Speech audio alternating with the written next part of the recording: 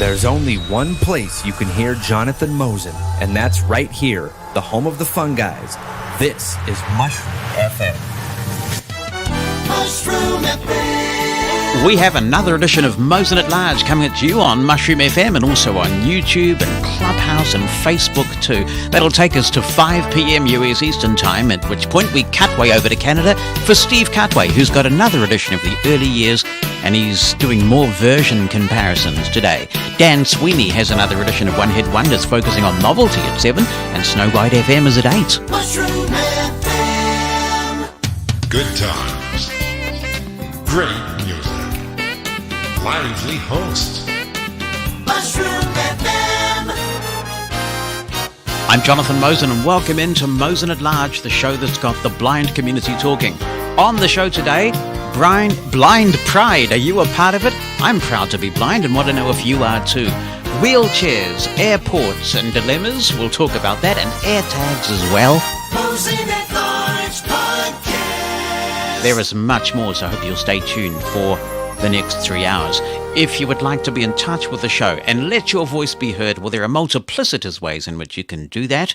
You can drop me an email, and that can contain an audio attachment, or you can write something down and you can send it in to jonathan@mushroomfm.com. That's JONATHAN at mushroomfm.com. You can use our listener line number, which is in the United States. It's 864-60-MOSEN. That's 864-606-6736. And also, you can tweet with the Mushroom FM hashtag. Just write the number sign and Mushroom FM anywhere in your tweet. It'll get to me here. And you can also track that hashtag so you can be a part of the listener conversation. I will also endeavour to check chat traffic on Facebook and YouTube as well. You're very welcome to express your thoughts. Welcome to another epic, eclectic, enthralling episode of Mosen at Large, the show that doesn't shy away from asking the tough questions and answering them, like, why is it that AirTags have become so popular with people interested in meditation and self-improvement? And I have the answer. Because it helps you find yourself, man. Yeah, well, I like it because I made it up myself. I hope you've had a good week.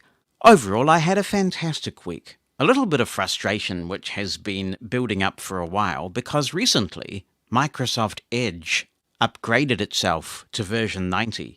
And unfortunately, there is no way that I'm aware of anyway to go back to a previous version of Microsoft Edge. But if there is and I don't know about it, please tell me. Because obviously this show does not have all of the answers unless you provide them. I want to go back to version 89 because in version 90, they introduced this new download manager. And if you run any other Windows screen reader that I'm aware of, it still works the way it used to in terms of telling you when a download has started, giving you an occasional progress indicator, and then telling you when the download is complete. But now with JAWS, it doesn't do that. For some reason, JAWS is not seeing what the other screen readers are seeing. As somebody who downloads a lot of content, this is a bit of a deal breaker for me. I didn't really want to go back to Google Chrome because while it is an accessible browser and it's almost the industry standard, isn't it? I just don't feel comfortable about using Chrome these days. I'm more privacy aware than I used to be, and I think that is the case for many of us. Apple has done a good job of putting privacy on the radar. And with the really great features in iOS 14.5 that tell you what apps are doing, it has made a lot more people more conscious about privacy, so I didn't really want to go back to Chrome. And then I remembered that we had a discussion all the way back in October of 2019, or perhaps early November, about the Brave browser, and John Wesley Smith introduced the Brave browser to Mosen at Large listeners all the way back in 2019 when version 1.0 of the browser was released. Now, Brave, which is not spelt in any funky way, it's just Brave, and you can find it at brave.com, is a browser whose focus is privacy. It's based on the Chromium engine, and it works really well with JAWS. And the download manager is giving me progress updates, so I can get my progress updates back without having to go back to Chrome. And my initial thinking was, I'll just use Brave until Vespero has a chance to get a version of JAWS out there that addresses this issue, or perhaps Microsoft Edge will update itself. And by the way, if there's a JAWS user out there who is using Edge Canary, and you can tell me that this issue is fixed, I will just upgrade to Canary. But I don't really want to do that either, unless I really have to. I like stability, especially on this machine that I'm using here for work and professional purposes. But having used Brave for a few days, I'm not sure that I will go back. Brave is really fast because by default, it is blocking a lot of the trackers and ads and things that just slow the internet down.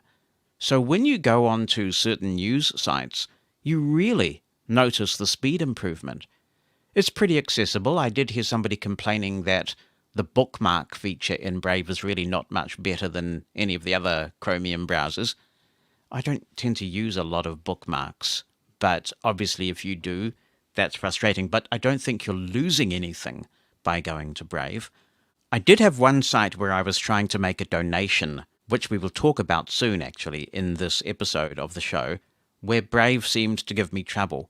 But you can fix this. You can go into this Shields Up section of the browser, and it shows you on any given website anything that it's blocking. And if you think that the fact that it is blocking something is causing you some difficulty, you can unblock it for that particular site. And there are also global settings that you can adjust to get the level of privacy that you want. Their search engine, by default, not surprisingly, is not Google. It is DuckDuckGo, which doesn't track you. And while they have a default private browsing mode, which acts quite similarly to the private browsing modes you'll find on any browser, you can also browse with technology called Tor, which spoofs your IP address so that nobody knows where you're coming in from. It can be a bit slow because of that, because your traffic is being routed through various other servers, but it is a very private way to browse the internet, and that is available and fully accessible. Now, when I tried Brave last time, at the recommendation of John Wesley Smith, and I wonder whether John is still using Brave after all this time, the reason why I decided not to pursue it any further was that synchronization between devices was buggy for me at that time. To synchronize your browser data across all your devices, you don't have to log in to any special account or even create an account. You have quite a long passphrase which you have to paste into all of the browsers that you want synced. And by the way, Brave exists for iOS and Android, and in the iOS version, there's even a VPN that you can purchase if you wish. So that is all working perfectly for me now. And my data is syncing between my XPS 15 and my desktop computer and my iPhone.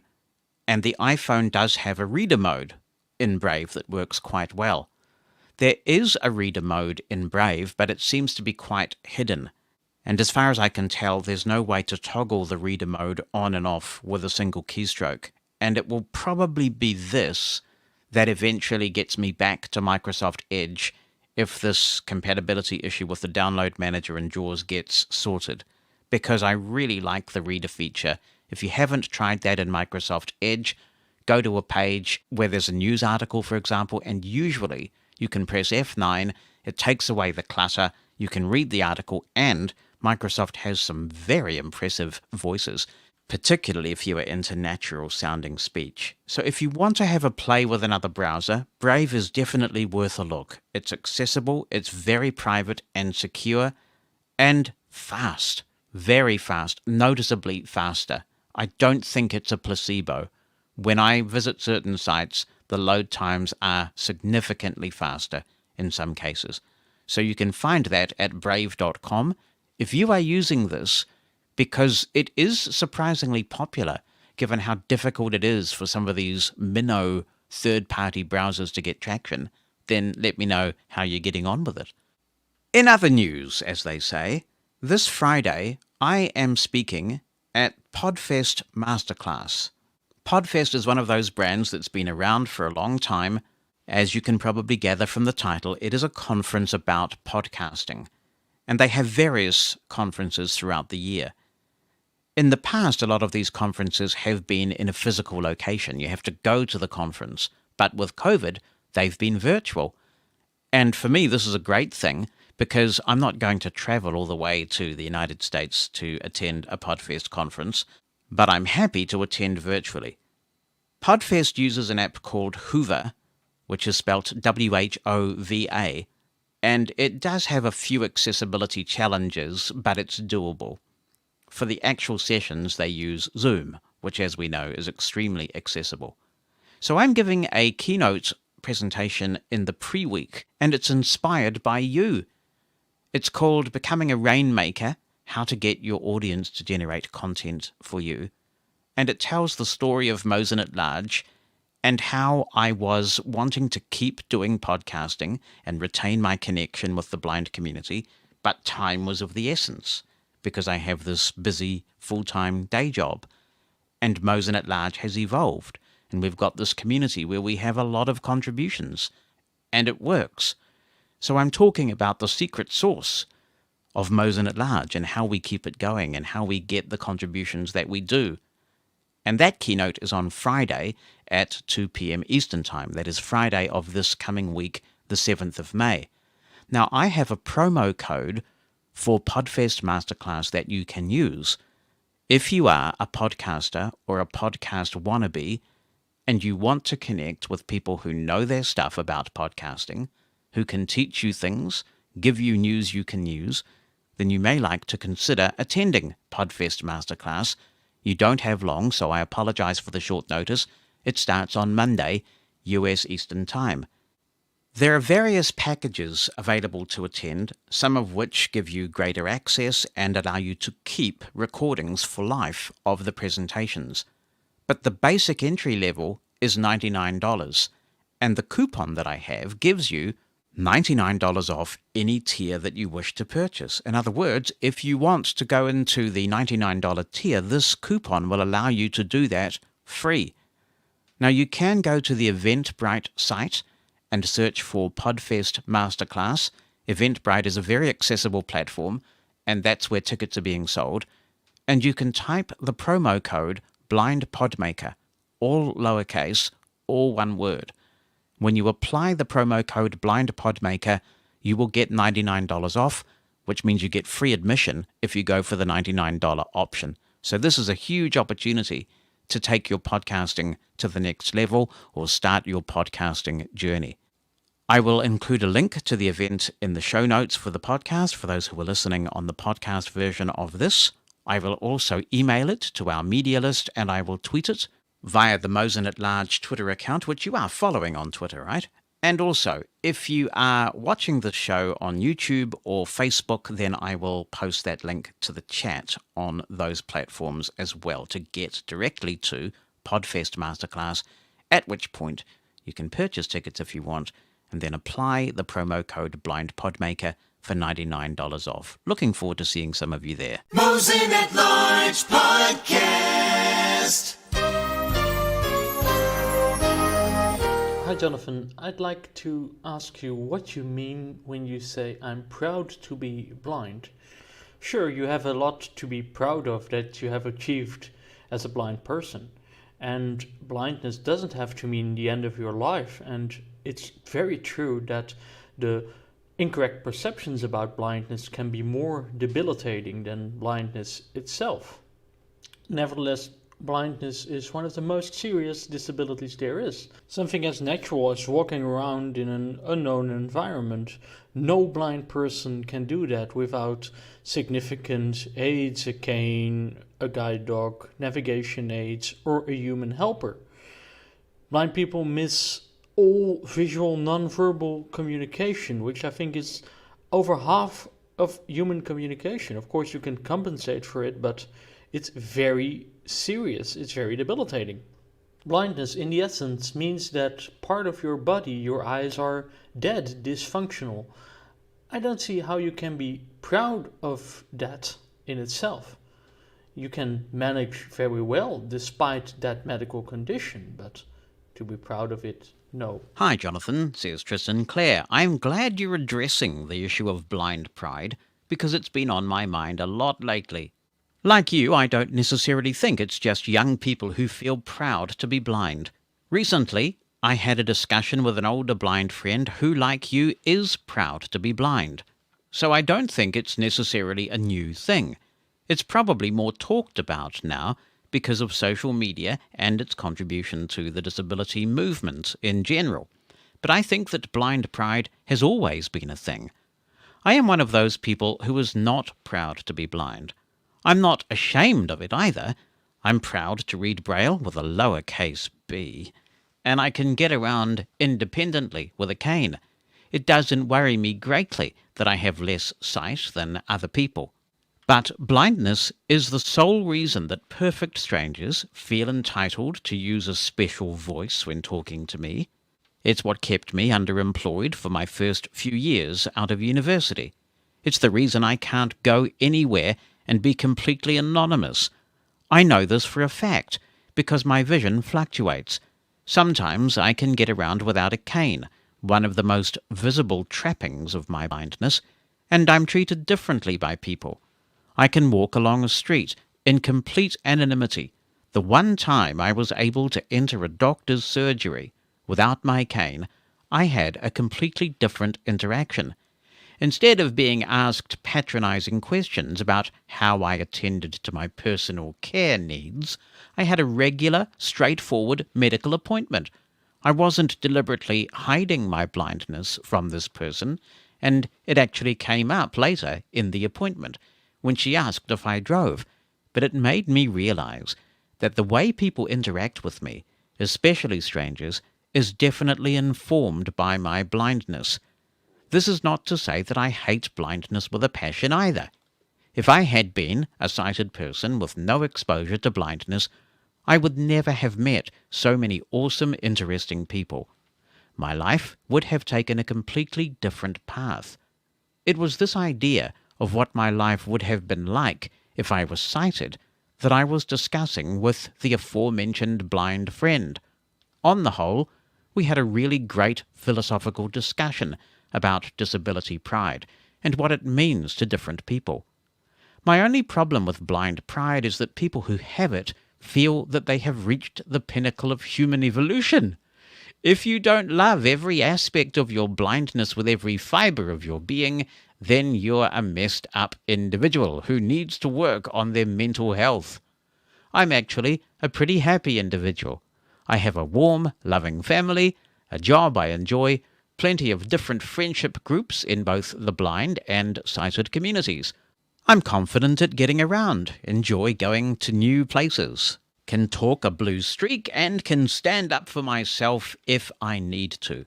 But I'm not proud of being blind. Would I swap it for full sight tomorrow? I don't know.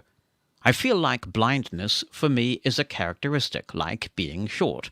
Just as I need a step ladder in order to reach the good china in my top cupboard, I need a cane and refreshable Braille in order to get around and read a good book. To me, it's not a big deal. I just wish it wasn't to everyone else. If I could have the anonymity of sightedness, but still be exactly the same as I am now, then I'd be okay with that. On a related subject, you were talking on a previous show about people who think it's a compliment when sighted people forget they're blind. I can't speak for anyone else on this issue, but it's something I used to say a lot more as a younger person than I do now. I understand not wanting to have your blind identity erased. It's akin to well-meaning white people saying to people of colour that they don't even see race. I wonder, though, when people say, "my friends forget I'm blind," are they not referring to the initial discomfort some people feel when they first start to interact with you as a blind person? When people meet us for the first time, they can be really uncomfortable with our blindness. They may avoid visual language such as see or look, in case it reminds them that we can't do either, just in case we might have forgotten. They might be absolutely blown away that we go places on our own, or cook, or make a cup of tea. Usually, familiarity and a few easy conversations can dispense with all of that. So I'm wondering if that's what some people mean by forgetting we're blind. It's not literally forgetting, As in, oh my God, are you blind? I forgot. More like forgetting that they are addressing a person who is different or special, or insert other cringe-making disability stereotype here. I don't know about you, but I'd rather hang with people who aren't so mindful about my blindness that they can't talk about anything else. I'm pretty well informed about a range of topics and am up for conversation about almost anything. It may be that other people who say that genuinely are ashamed of their blindness. It's sad for them, but before anyone becomes impatient or judgmental of people who aren't proud of being blind, it's important to remember that our experiences of blindness are informed by all of the other aspects of our lives. It's probably easier to be proud of your blindness if you're happy with other aspects of your life, if you grew up with people who loved you and nurtured you, if you have access to the technology that will keep you on a level playing field with the rest of the world, if you are listened to and respected both professionally and personally, if you don't encounter discrimination on a daily basis, if you had the kind of life where blindness was seen as a barrier to everything good, then it would be harder to reach a state of blind pride. Well, thanks as always for your very thoughtful email, Tristan. I want to emphasize first that in stating the perspective I'm going to shortly about why I'm proud to be blind, it's not my position to say that everybody who thinks differently from me is wrong. One of the things that I'm proud of about Mosen at large is that we can hear a range of perspectives and respect those perspectives, and hopefully through good quality, non-defensive communication, gain a better understanding of the way that a variety of people think about a variety of issues. But having said that, I disagree with you on one point, and that relates to the idea that somehow you have to have had a privileged life to be proud of being a member of a minority. We can point to a lot of oppressed people who belong to minority groups, who have been part of a struggle, who are proud of the minority status that they hold. And Tracy Duffy says, I had never really thought about whether I was proud to be blind, and I'm still not sure of that answer. I will say, though, that I am not ashamed of being blind. I don't think it's the end of the world, and if I know it will bring me quickly to mind for a sighted person I am addressing over the phone or by email, I will mention that I am the blind lady from a certain class they teach, or from church, or wherever they may know me from. Airports are places I don't deal with all that frequently, so as a rule, I probably do accept more help than a great many others would. I do know that if I regularly travelled and went through the same airports frequently, I'd be far more independent and would be less likely to accept help, particularly when first arriving or when getting to the other end of my trip. I might still accept help in getting to a connecting flight, especially if there was not a lot of time to get there and make the connection. Further, one phrase that always makes me crazy is the blind leading the blind. When I was trained in cane travel at the School for the Blind, I earned the right to take other students with me and take them as their guide. We never fell into any ditches or otherwise got into bad or dangerous situations. Absolutely. Thank you so much for sharing that perspective, Tracy. I find it disturbing, but not surprising, I suppose, that when you think about it, the only way that sighted people can gain knowledge of what it's like to be blind and some of the challenges that we face is to ask us or study us. And somewhere in the 20th century somewhere, the rehabilitation and instruction of blind people got turned into this pseudoscience that somehow only sighted people were qualified to teach. And all of a sudden people started saying, you can't have blind orientation and mobility instructors. How are they going to see how to instruct someone? How are they going to know when somebody is safe? And yet where did those sighted people get the information about blind travel from? Blind people. It's absolutely extraordinary. So I celebrate all of the blind O&M instructors and everybody who is involved in teaching other blind people. Again, it comes down to mentoring. And mentoring can be so important and impactful. So we've had some perspectives there, some people who are definitely certain that they're not proud to be blind, and then a contribution with somebody a bit on the fence about whether they are proud to be blind or not. I can say unequivocally, I am profoundly proud to be blind. I'm proud of the fact that as a kid, when my older sighted siblings would have been found out for reading at night, I read in the dark as much as I liked, a Braille book tucked under the covers on winter nights. I am proud to be blind because it connects me with a proud history. I share a characteristic with a man who gave us the priceless gift of functional, efficient literacy. Louis Braille was an example of nothing about us without us in the 19th century, long before we used that phrase. His genius invention was derided by sighted people who were certain they knew what was best for us. He was ridiculed, his code was driven underground, and his books were burned. But he prevailed because he was blind, he devised his code for himself, he gave it at considerable personal cost to all of us. I am proud to be blind because of all of the other blind people who followed in Louis Braille's footsteps. Blind people innovating and inventing for our collective advancement, imagining a better future and making it real. Whether it was David Holliday, who helped us do amazing things with early Apple computers, or Larry Scootcon with his methodical mind and interminable patience, or David Kostishin and Glenn Gordon, who believed that Windows could be truly usable and then made it come true, or the blind people now working on the inside of mainstream companies who are our champions. We dreamed it, we created it.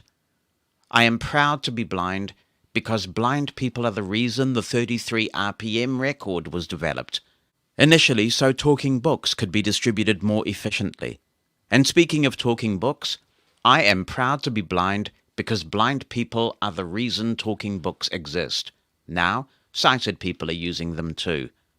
I am proud to be blind because the original reading machine was created for us.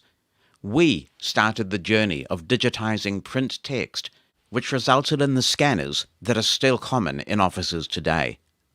I am proud to be blind because long before the term PDA was in the lexicon of sighted people, we were taking notes, keeping track of appointments, and reading books on devices like Keynotes and Braille Speaks. I am proud to be blind because we were one of the reasons computers started to talk. Technology is better because of blind people.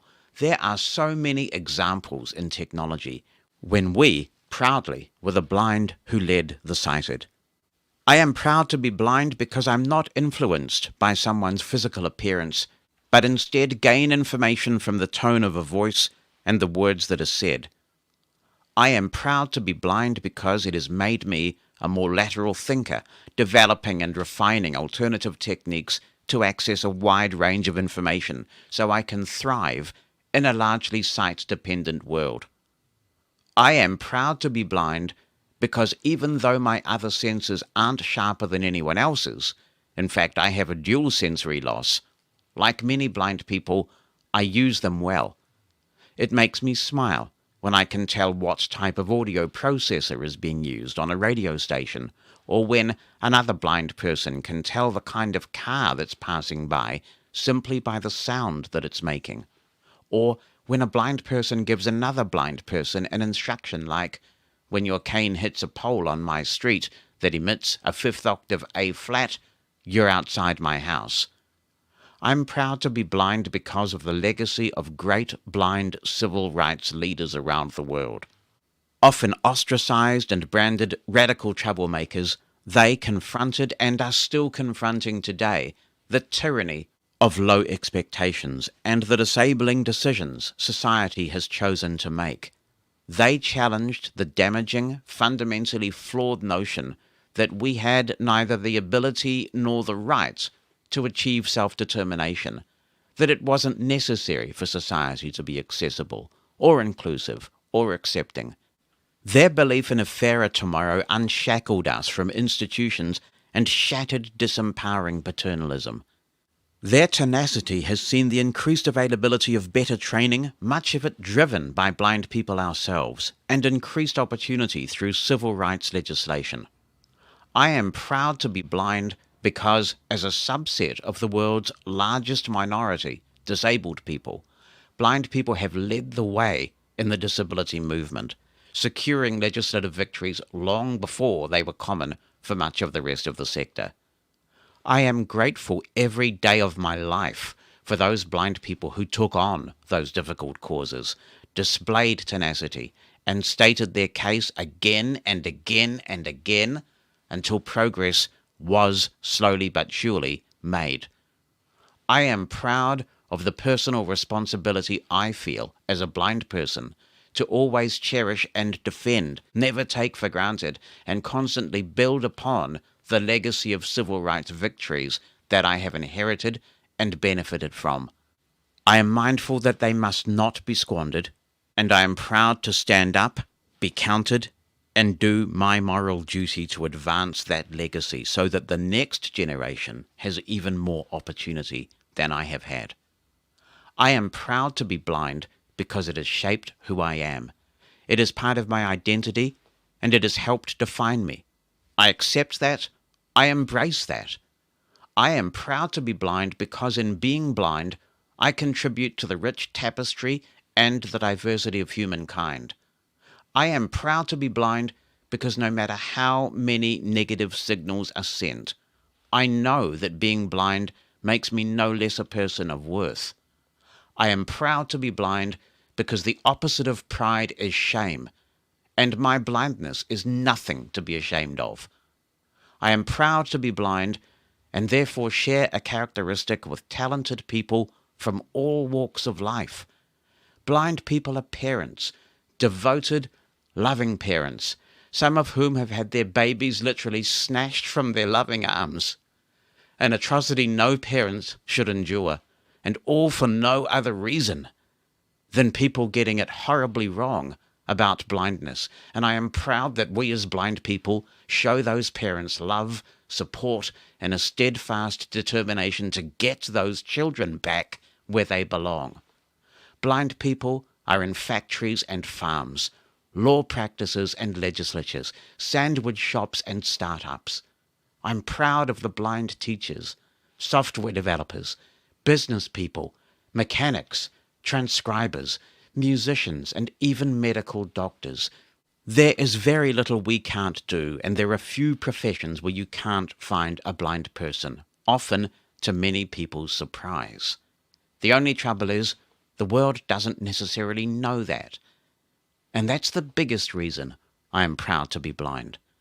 Because every day, just by getting on with my life, I defy the odds in a disabling society. We defy expectations where there is little disability confidence. When people tell us we can't, we show them, yes, we can. It can be exhausting sometimes. We may get knocked down, and sometimes we may feel like we're out for the count. But eventually, most of us get up again. We apply for that one more job. We work around that inaccessible website. We keep calm and carry on when we're treated like a helpless child in the street by a stranger, or when we're walking into a store, or when yet another rideshare driver declines to take our guide dog. That takes guts. It takes tenacity. The odds are stacked against us, but we march on. We make progress. Go us. Yes, I am proud, 1,000 times proud, to be blind. What's on your mind? Send an email with a recording of your voice or just write it down.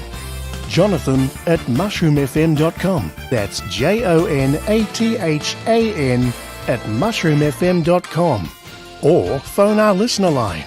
The number in the United States is 864-60-MOSEN. That's 864-60-66736. Dawn Davis is writing in from Sydney and says, "Hi Jonathan, here I am putting the cat amongst the pigeons. Yesterday I was at Sydney Airport. The staff there were very insistent that I have a wheelchair. I tried to say that I didn't need one and that I really could walk to the gate, but in the end I gave up and let them put me in a wheelchair, which made me feel a bit of a fraud. I have to admit, I have used one going overseas with my husband, who has a bad leg and does have trouble walking long distances. I have to say, it was very helpful. We got through customs pretty quick smart. However, the point is that I do not need a wheelchair, and there may be some others there who do. So I do make a big thing of it and protest emphatically that I'm quite capable of walking a few hundred meters. Or do I just let it go? What do you and others think? Dawn, I have a very firm view about this, and that is that airlines or any other public service should be asking you one question, and that is, how can I help? Having asked the question, they then need to listen to the answer and take you at your word. I don't begrudge anybody who has some sort of physical impairment from using a wheelchair, but I do very strongly object to someone trying to force an accommodation on me that I don't require and I don't want to use. I will simply not sit in a wheelchair at an airport, and I speak as someone who has travelled internationally extensively. I have had quite firm arguments with airports and airlines about this, and I will not do it. Now, I can sometimes defuse the situation if I've got off a plane after a long trip or something like that, and I have a backpack full of technology that I carry with me on the plane. If somebody brings a wheelchair, I will try really nicely at first to say, well, I don't need the wheelchair, I've been on a long flight, or perhaps if I'm going to the gate, I don't need a wheelchair because I'm about to be sitting down for a long time and I could sure use the walk. I try and do it nicely. And then if I've got the backpack, I say, but I tell you what, this backpack's heavy, so I'll put that on the chair, and if you feel more comfortable wheeling the chair, we can give my back a bit of a rest. How about that? So I'm not immediately confrontational by any means. I try to be really polite and all that kind of stuff. However, if they say, no, you must sit in the wheelchair, it's our requirement or something like that, then I say, no, I'm not going to do that. You can't make me use an accommodation I don't require, and I don't require it. Of course, this is one of the really cool things about using Aira in an airport, that you can bypass this sort of thing. And I know that there are some people who have the travel skills to not even need meet and assist. There was a really interesting discussion at an NFB convention a few years ago where people talked about how meet and assist can actually slow you down. And that may well be true. For me, at least, as somebody with a hearing impairment in addition to blindness, I can't do that. And that's where Aira was particularly helpful for me, and is particularly helpful when I get back to doing some more travel. But no, I think you're totally within your rights. You are doing the right thing. If you don't want the accommodation, don't take it. Be all sweetness and light to begin with. But if they insist, then you have to insist back. And I agree, it would be good to hear what other listeners think about this. Do you just do the path of least resistance and get in that wheelchair when it's offered, even when you don't need it? And if so, what's your justification for that? Why do you decide to take that course of action? I'm sure that when many more of us were traveling more regularly, we've had some horror stories at airports. And if you'd like to share them, how you handled them, then please feel free. I have not been close to arrest anywhere other than in an American airport. And I was nearly arrested about 12 years ago for essentially holding my ground on an accommodation. It would have been a great court case, and in some ways I wish they had arrested me. But you do, I think, have to assert your capability and not insist that other people can define your requirements. You are a customer, and you are entitled to make it clear what service you require. The American system is both the best and the worst, really, because if you just go through airports without doing the appropriate due diligence, you could have a terrible experience. US airports are where often blind people who don't have frequent flyer programs or whatever get put into little rooms and strange nonsense like this, degrading, humiliating nonsense like this. But you can actually, I remember when I was living in the United States, learning the names and phone numbers of these sort of, I don't know, they were in charge of the meet and assist staff. I think they have a particular term that US listeners who travel will be familiar with. We did a show on this on our talk show that we used to do on Mushroom FM called A Cuppa at the Mosens, and got some great information on this. But if you travel at an airport often enough, you can take the stress out of a situation by contacting those people in advance. Because the horrible thing about this is you never know when it's going to happen. You're just trying to enjoy your vacation or your holiday or your trip or enjoy your time at the airport, and then this sort of stuff just comes along at random. It's like the guide dog refusals. You know it's going to happen to you eventually, you don't know when, and when it does, it can just be really disconcerting and upsetting. Meanwhile, Tim says, I was nearly forced into a wheelchair at an airport a couple of times, but if they wanted me in that thing, they would have had to break my legs first. I can outrun most assistants and would feel way too ashamed sitting in that chair with perfectly functional legs. Just what impression would I make on bystanders when I jumped out at the destination? I have been in a wheelchair due to a broken ankle. I would have been totally helpless without crutches, can't keep my balance on those things, and I never had stronger arms. Although I didn't have the freedom of 2 legs, I was able to roll around 15 kilometers. Having a bit of sight helps, but more importantly, I never accept limitations. I want to do the maximum I can to be independent. Perhaps I sometimes overdo it. It's okay to accept help sometimes, but stepping in the dependent role when there's absolutely no reason to won't enhance your psychological well-being or social relationships in any way. Mosen at Large Podcast. Hi, everybody. This is Abby Taylor in Sheridan, Wyoming. First and foremost, when I got my COVID shots, I was lucky enough to get a phone number to call from my PA when I saw her last month for my annual checkup. So I called the number and I left a message, and I didn't think I would hear back from them right away, but a couple of hours later, somebody called and scheduled my appointments for my first and second shots. The shots were given at our local hospital, which has an outpatient unit containing doctor's offices, a pharmacy, a radiology department, a lab, and other things.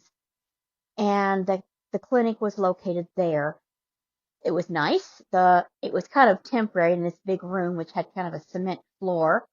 And there were folding chairs everywhere where people sat, and the chairs had timers on them. And so when I registered, signed in, somebody helped me find a chair with a timer. And when the nurse came by and gave me the shot, she set the timer and told me that when it went off in 20 minutes, if I felt okay, I could leave, which I did. By the way, I was given the Pfizer shot. Now, I was told by the nurse when I got my second shot that the Moderna one has the more pronounced side effects, but I had very little trouble with the Pfizer.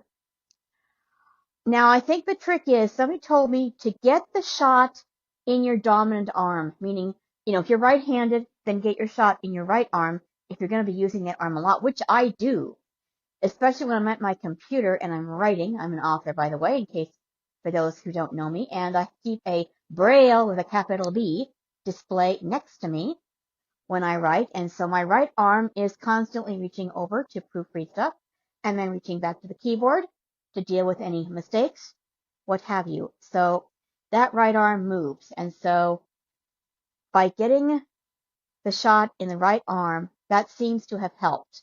After the second dose, I did have a little bit of chills, tiredness, achiness, maybe a slight fever, but it usually just happened at night for a couple of nights, but otherwise I was fine.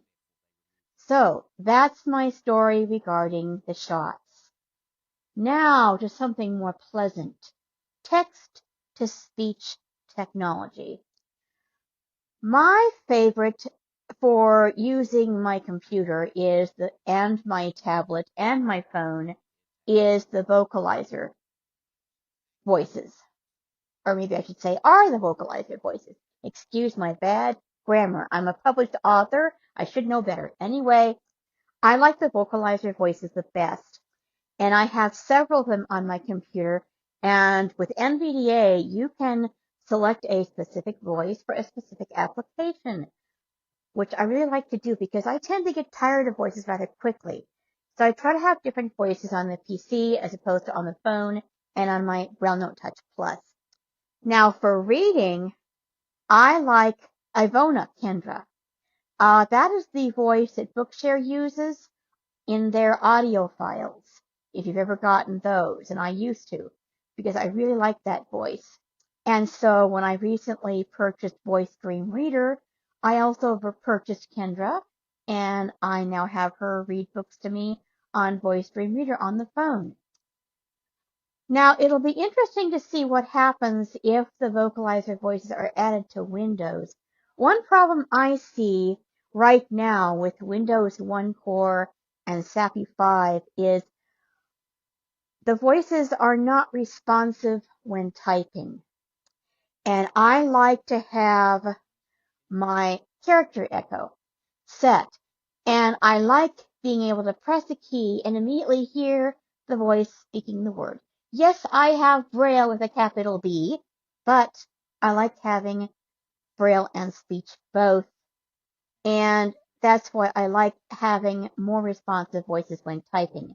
Thanks for sharing, Abby. With JAWS, they have a special interface to the vocalizer voices so that they don't have to use SAPI, and vocalizer is very responsive there. And you can also set a separate voice for each application there as well.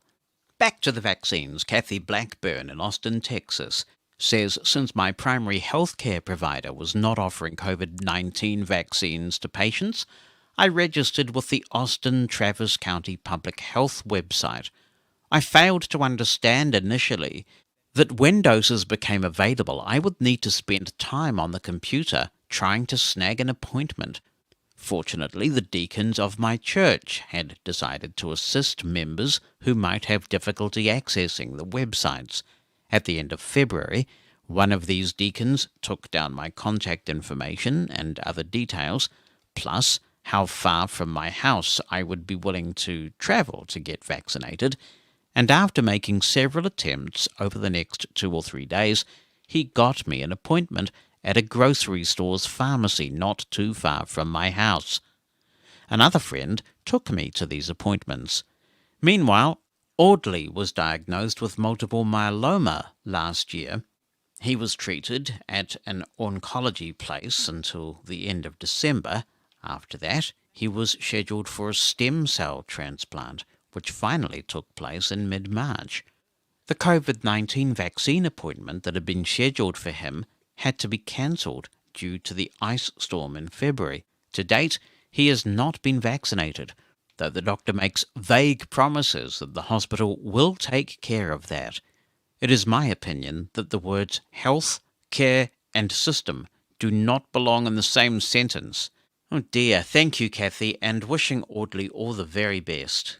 This email is from Jeanette, who says, my husband and I are both fully vaccinated. The various sites we accessed were difficult to get through. We actually contacted a call-in centre and got put on a waiting list for our appointments.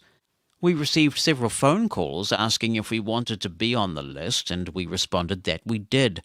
About 6 days after procuring our spot in the waiting list queues, we received a phone call telling us that there were appointments available for us and got appropriate assistance to make them. During our first visit, everyone was very helpful and all went well.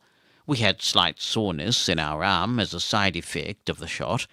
It was easier to book our second appointment, as we did this while we were waiting to be released from the vaccine site.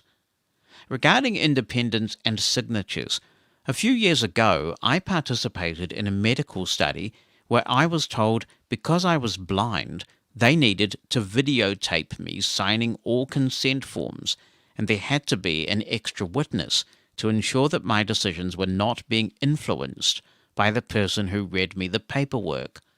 I worked with the group doing the study, and told them I would be willing, if necessary, to sign a statement indicating that I was completely aware of the content of the document, had no questions, and was signing of my own free will, and would not hold anyone responsible in any way for my decisions.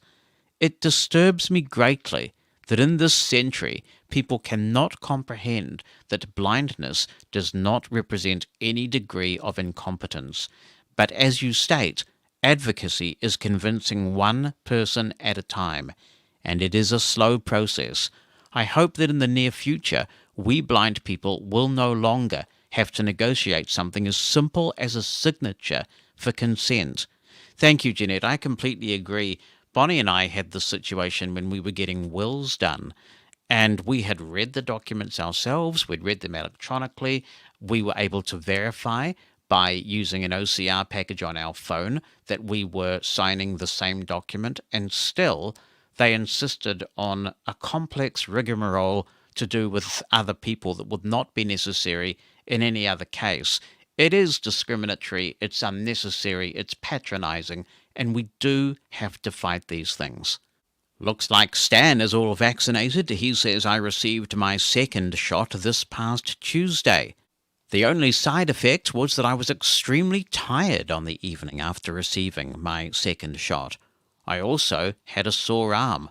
I didn't even experience a sore arm after my first shot. Things have gone quite well. Hi Jonathan, it's Peter from Robin Hood County, hoping you're all safe and well.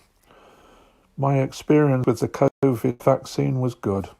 I had the Pfizer-BioNTech jab. Our friend took me. She guided me through all the relevant processes until we got to the area where the jab was going to be administered. He noticed that I had a white stick because he says, are you okay where you're sitting? I says, yes. He says, right, I'm on your left-hand side. I'm going to give you the jab in your left arm. Are you ready? I says, yeah. He went 3, 2, 1, done. He says, I have a blue card. Please bring that on your next visit. Put it away and don't lose it, please. He says, I now have a leaflet.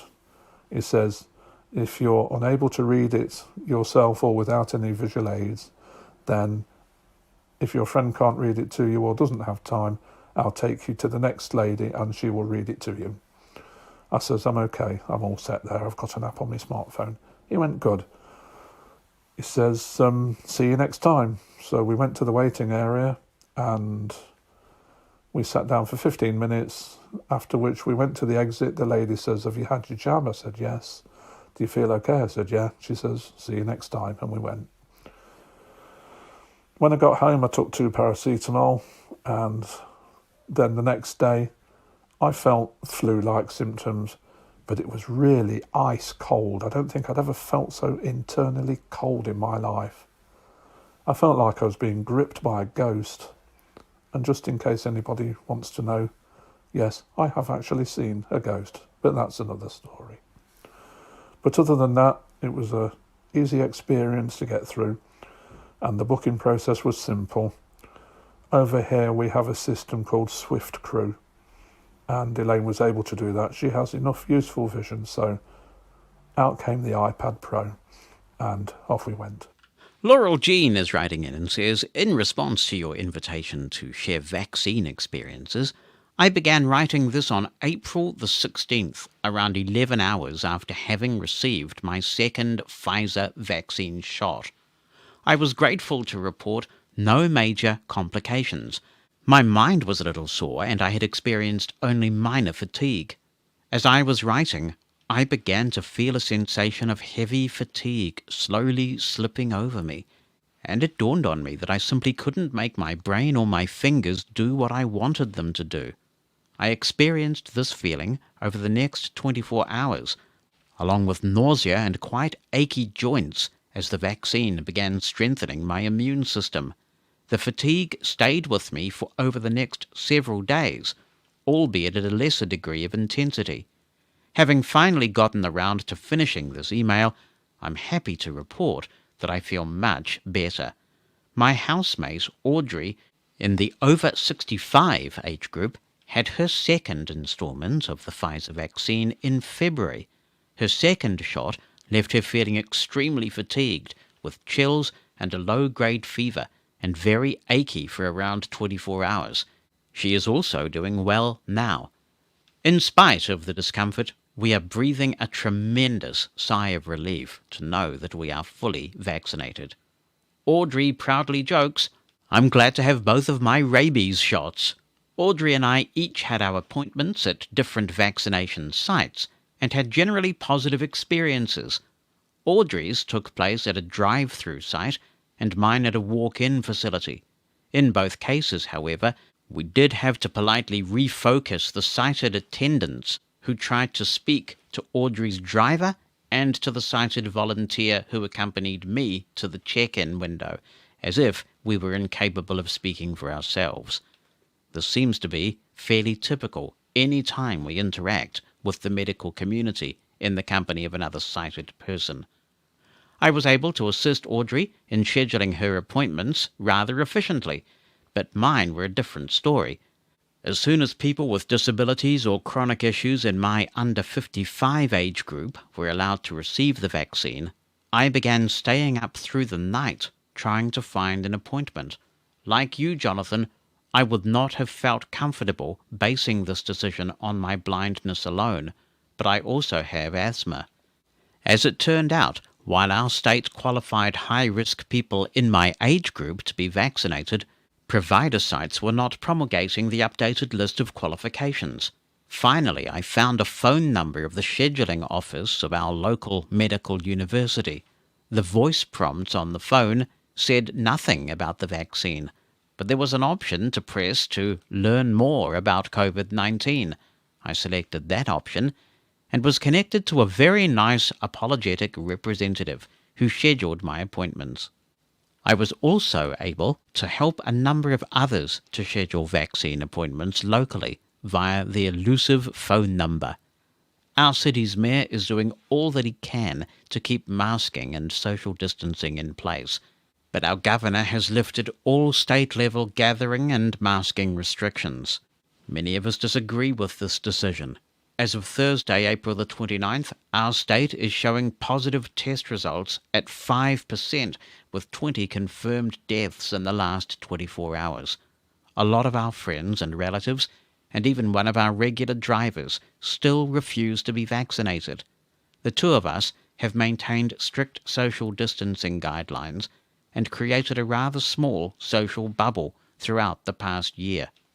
In spite of staying close to home, we've been able to assist a good number of people, both blind and sighted, in finding groceries, household supplies, and food for pets or service dogs.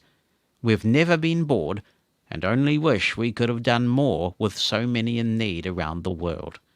It is absolutely heart-wrenching to see the toll that the virus is taking in India and Brazil.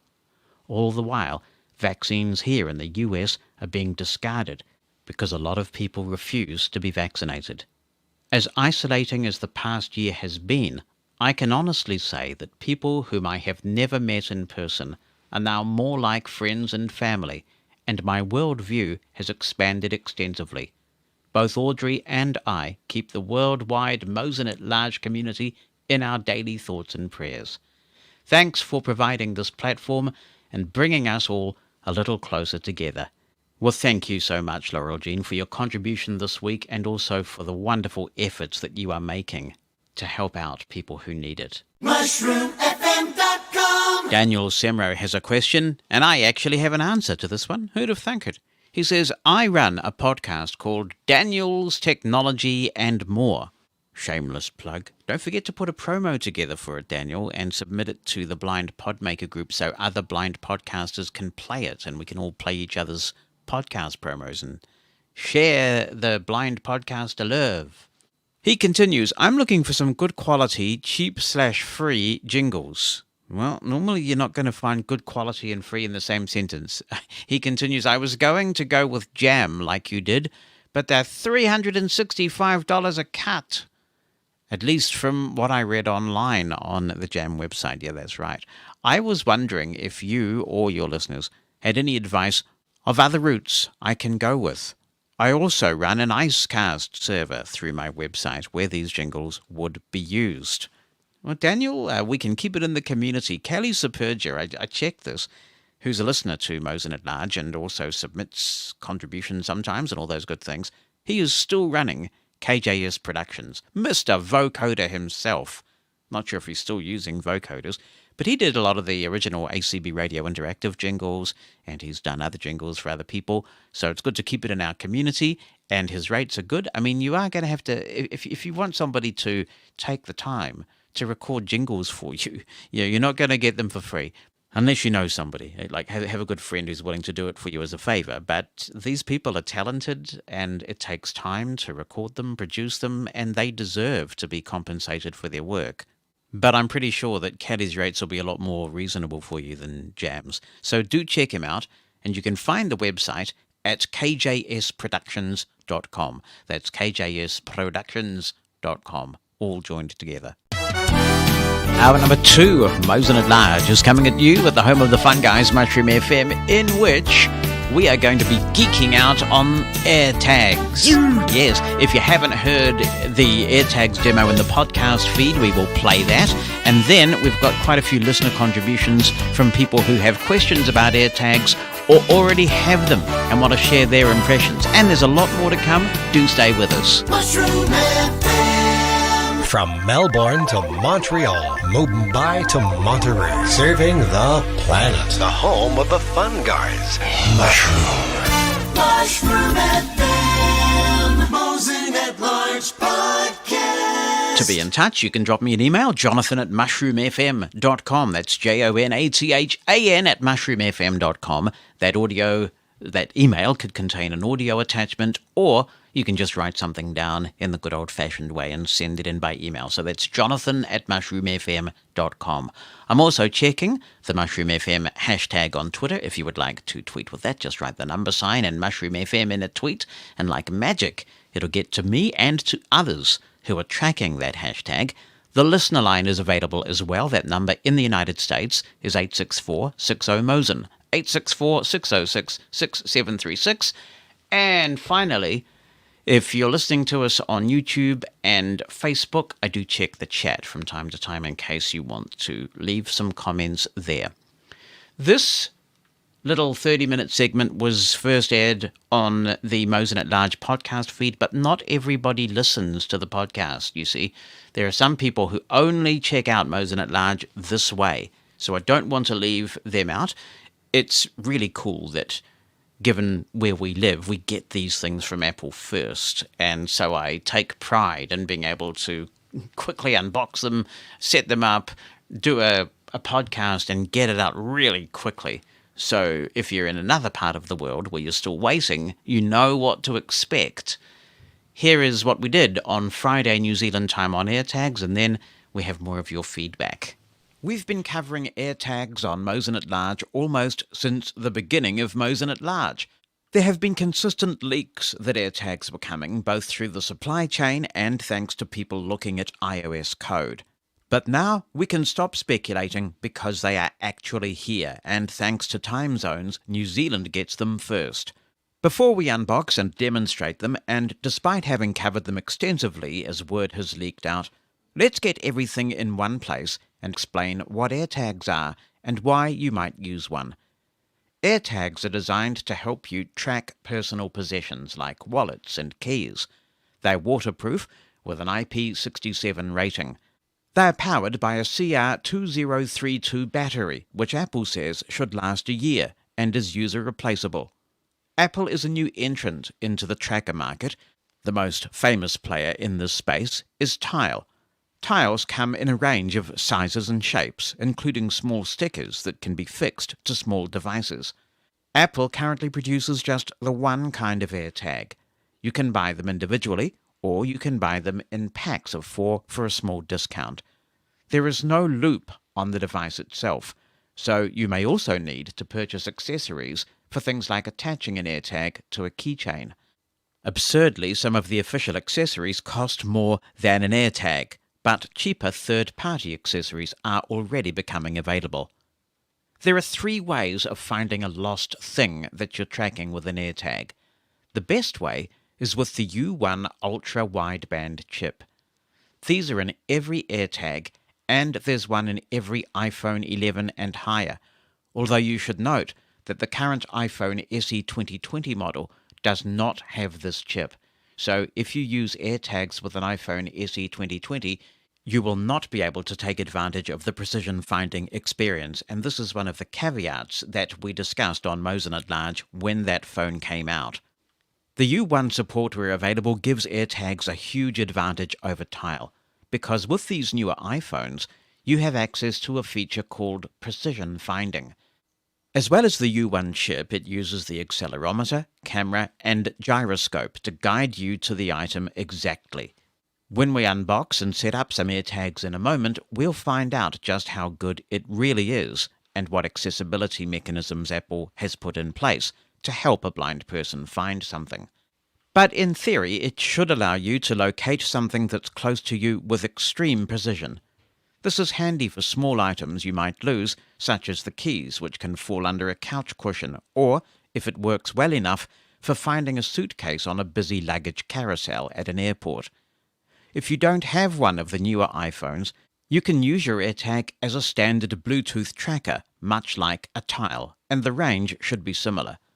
This will help you locate something close by, but not with the precision accuracy you can if you have a newer iPhone. If you report an item as lost, you can take advantage of the fact that any iPhone running iOS 14.5 or higher that hasn't opted out, and I'm sure most will not opt out, is part of the Find My network. With so many iPhones in service around the world, if you report your item as lost, chances are its location will be found quickly by an iPhone user. All this happens for iPhone users in the background. They are not told when they find a lost item. The data is simply passed on to you, and all of this data is encrypted. The equivalent feature for Tile only works on devices where the Tile app is installed, so although they can take advantage of running on Android, which is the world's most popular mobile operating system, as well as iOS, the number of devices that are tracking your item is in reality much smaller because not everyone has the Tile app installed. So if you're deep in the Apple ecosystem already and you want peace of mind for stuff you might lose, there are some real advantages in going with AirTags, advantages that have the Tile people crying antitrust. If your item is lost for 3 days or more, it will start playing a sound. If this draws someone's attention to your lost item, and they happen to be an Android user, the AirTag does store basic NFC, near-field communication information, so it works like a tag, and you can provide contact information if you wish that tells the owner of an NFC-capable device how to return the item to you. All the owner of any NFC-capable device has to do is tap the AirTag against the NFC reader on their smartphone. Apple has taken care to ensure AirTags can't be used for stalking.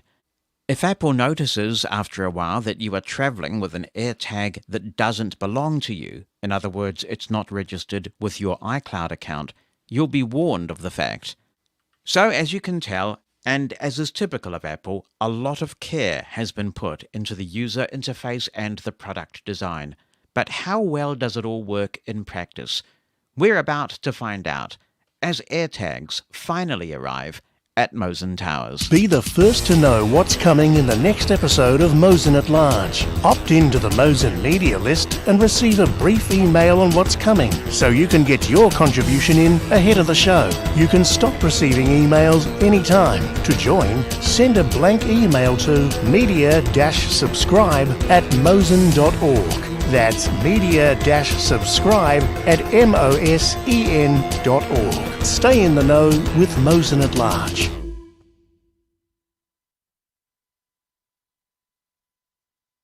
And coincidentally enough, they are here now. The Apple AirTags have arrived, and also so has another box containing one of these accessory loops. And who better to accompany us through this exciting journey of new Apple stuff than the highly appreciated Heidi Taylor, the artist formerly known as Heidi Mosen. Welcome. Hello. Are you glad to be back for another Apple installment? I am. It's always fun doing these. It is fun, isn't it? Right, what have we got? 2 cardboard boxes. That's really exciting, isn't it? Yeah. One's quite long. Yeah. And the other, describe the other one. The other one just looks like a little box. One is like a long, skinny one, sort of reminds me of like an Apple Watch box, and the other one's just like a regular rectangular box, like an Apple TV. Let's open the regular rectangular one, shall we? Okay. And see what we have in there. We are armed with all the implements like scissors. Yep. There's so much tape on here. Yes, it is an occupational hazard. An occupational hazard? Yeah, I mean, you just want to get in and use your new stuff, and it's always so difficult to get into these boxes. I think someone somewhere takes this masochistic pleasure in knowing that it's difficult to get into these things. Yep. Oh, well, inside the big rectangular box is a very considerably smaller, also rectangular box. Yep.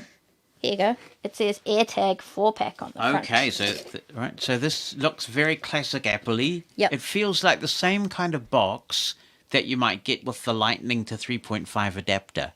Yep. But it's bigger because there's a 4-pack.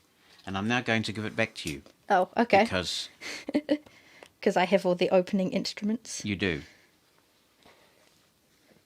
This one's easier. It has like a little pull tag on the tape. Oh, there you go. Yeah. All the secrets. So we're finally going to get our hands on an AirTag. There you go. You can pull it out. Okay, I am now extracting an AirTag. Yeah, that's the little like slidey out bit. Oh, okay, it slides out in its package, and we've got this thing here. Like warranty and safety and handling. Right. And then we have the 4-pack, and they sit in this recessed packaging designed specifically for the AirTags. Mm-hmm. So each tag is snugly in its place, and I guess we pull it off. It's just stuck there.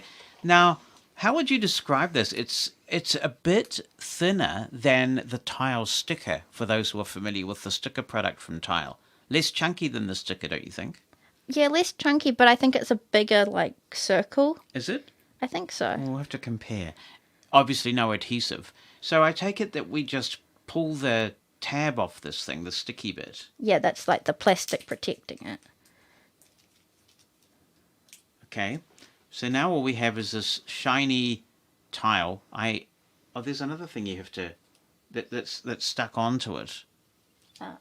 Oh, that was like the plastic between the battery terminals, so... Dear. X button. Oh! Possibly close. Now, the iPhone, without me doing anything, has woken up, and now I'll flick right. AirTag heading. Connect button. And there it is. It just says AirTag and Connect button. AirTag heading. What I might do, Heidi, is turn the screen curtain off. Screen curtains off. And then we'll say, set screen brightness to 50%. Okay, I made the screen brighter. All right. So, Messages. oh, now it's gone. You made it go away. I made it go away by trying to be smart and having a look at the screen. So, I guess we'll just go back into the Find My app.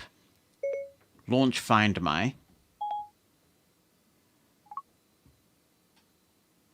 Map. Marcave Park. And we'll go to the bottom of the screen with a 4-finger single tap. Tab bar. Me. Tab. 4 of 4. And flick left. Items. Tab. 3 of 4. There's the Items tab, which is new in iOS 14.5. I'll double tap. Selected. Items. Tab. 3 of 4. I'll go to the top of the screen. Map. Marcave Park. Oh, I won't then. Containers. I'll go to the bottom of the screen. Tab bar. Me. Tab. And flick left. Selected. Devices. People. Add item. Button. And double tap Add Item. Add new item. I'll flick right. Close button. Add AirTag button. And double tap. Searching AirTags.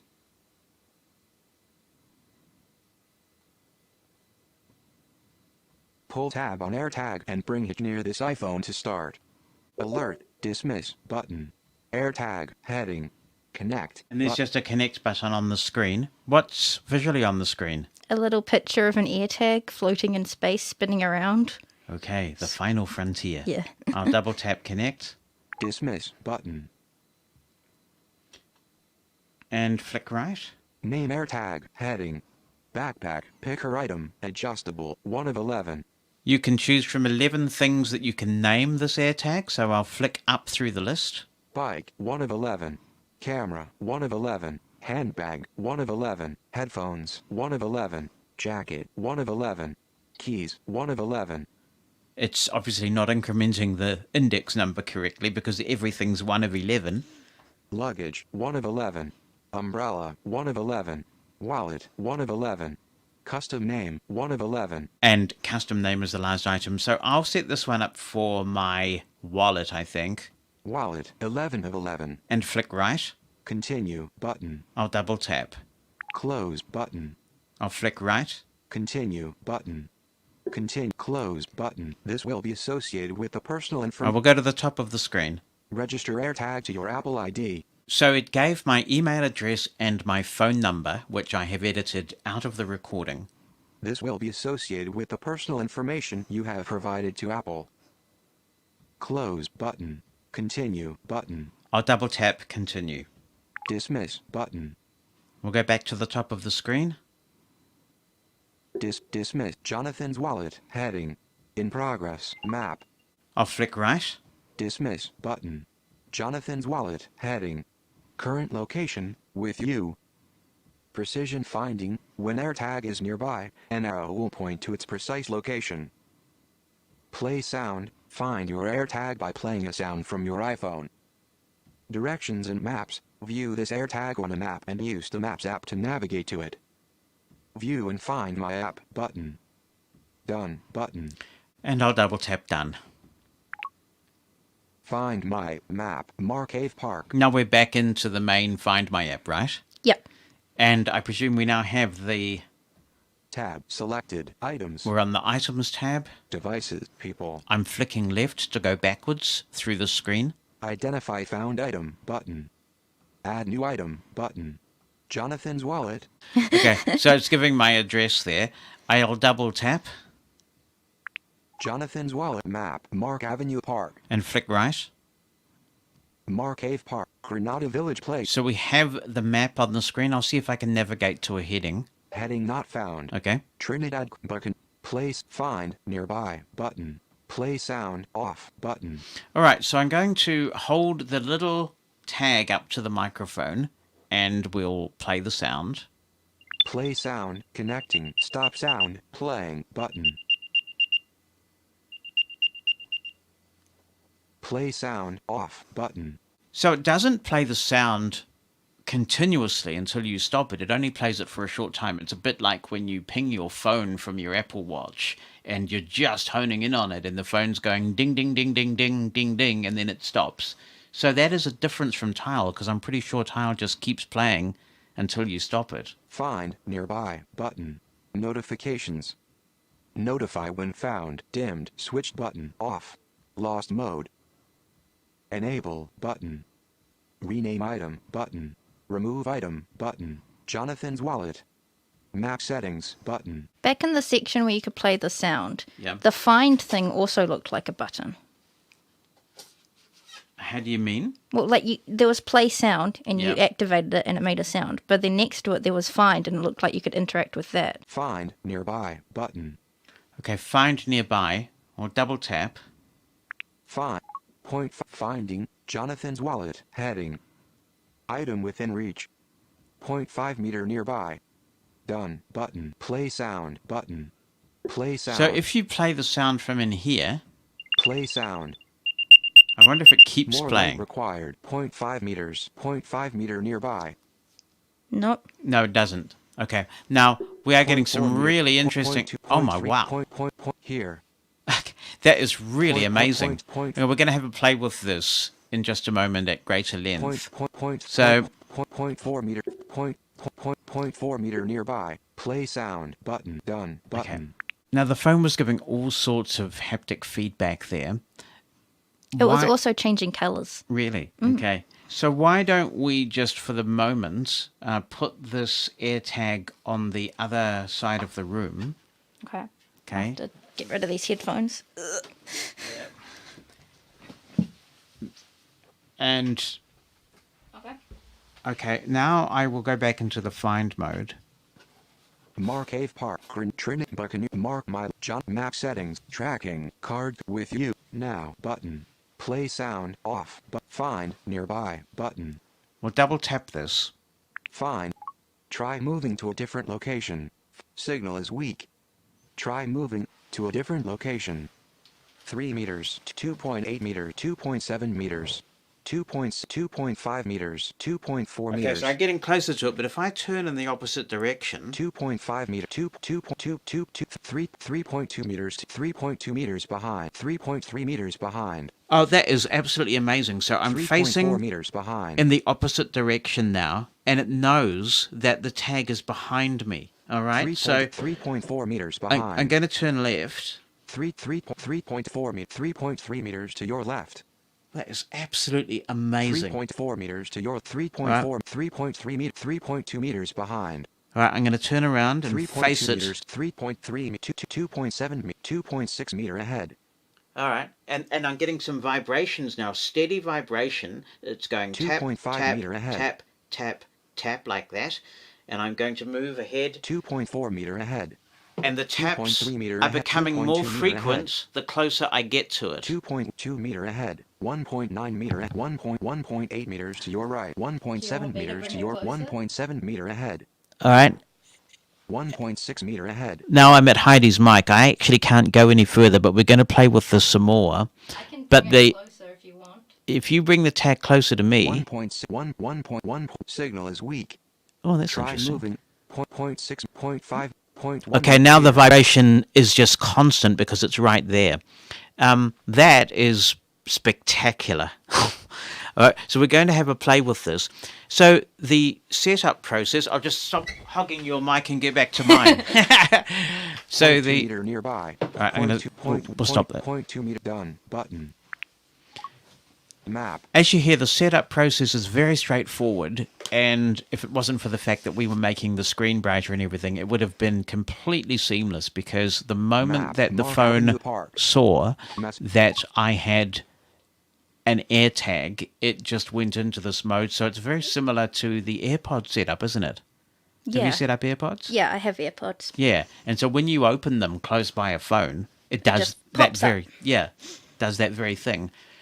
So that's really all there is to this, and we have a 4-pack. Shall we just open the other box and have a look at the accessory for a keyring? I think it's the keyring one I got, and it actually cost more than the tile itself. So we'll open this up, and then what I think we will do... It says it's a loop. Is it all right for a keyring? I don't know. Oh, That's just what it that's the says. closest thing I could find.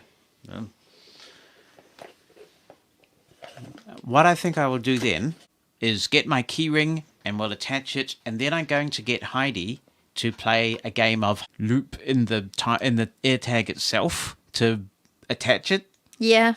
I mean, come on. So what we could do then is I could get my wallet and we can put the AirTag in the wallet, and then we can play hide and go seek with the wallet. Okay. All right then. This part of the demo is being recorded on my Zoom F6, and we've ripped one of the Heil PR40s out of the studio, and I'm holding it in my hand, and I've got a backpack full of stuff, and we're going to do a bit of a walk around Mosen Towers. Now, Heidi has taken the AirTag that we've set up for the wallet, and she has put it in my wallet, which now also has a tile in it. So it's super loss-proof. And she's hidden it.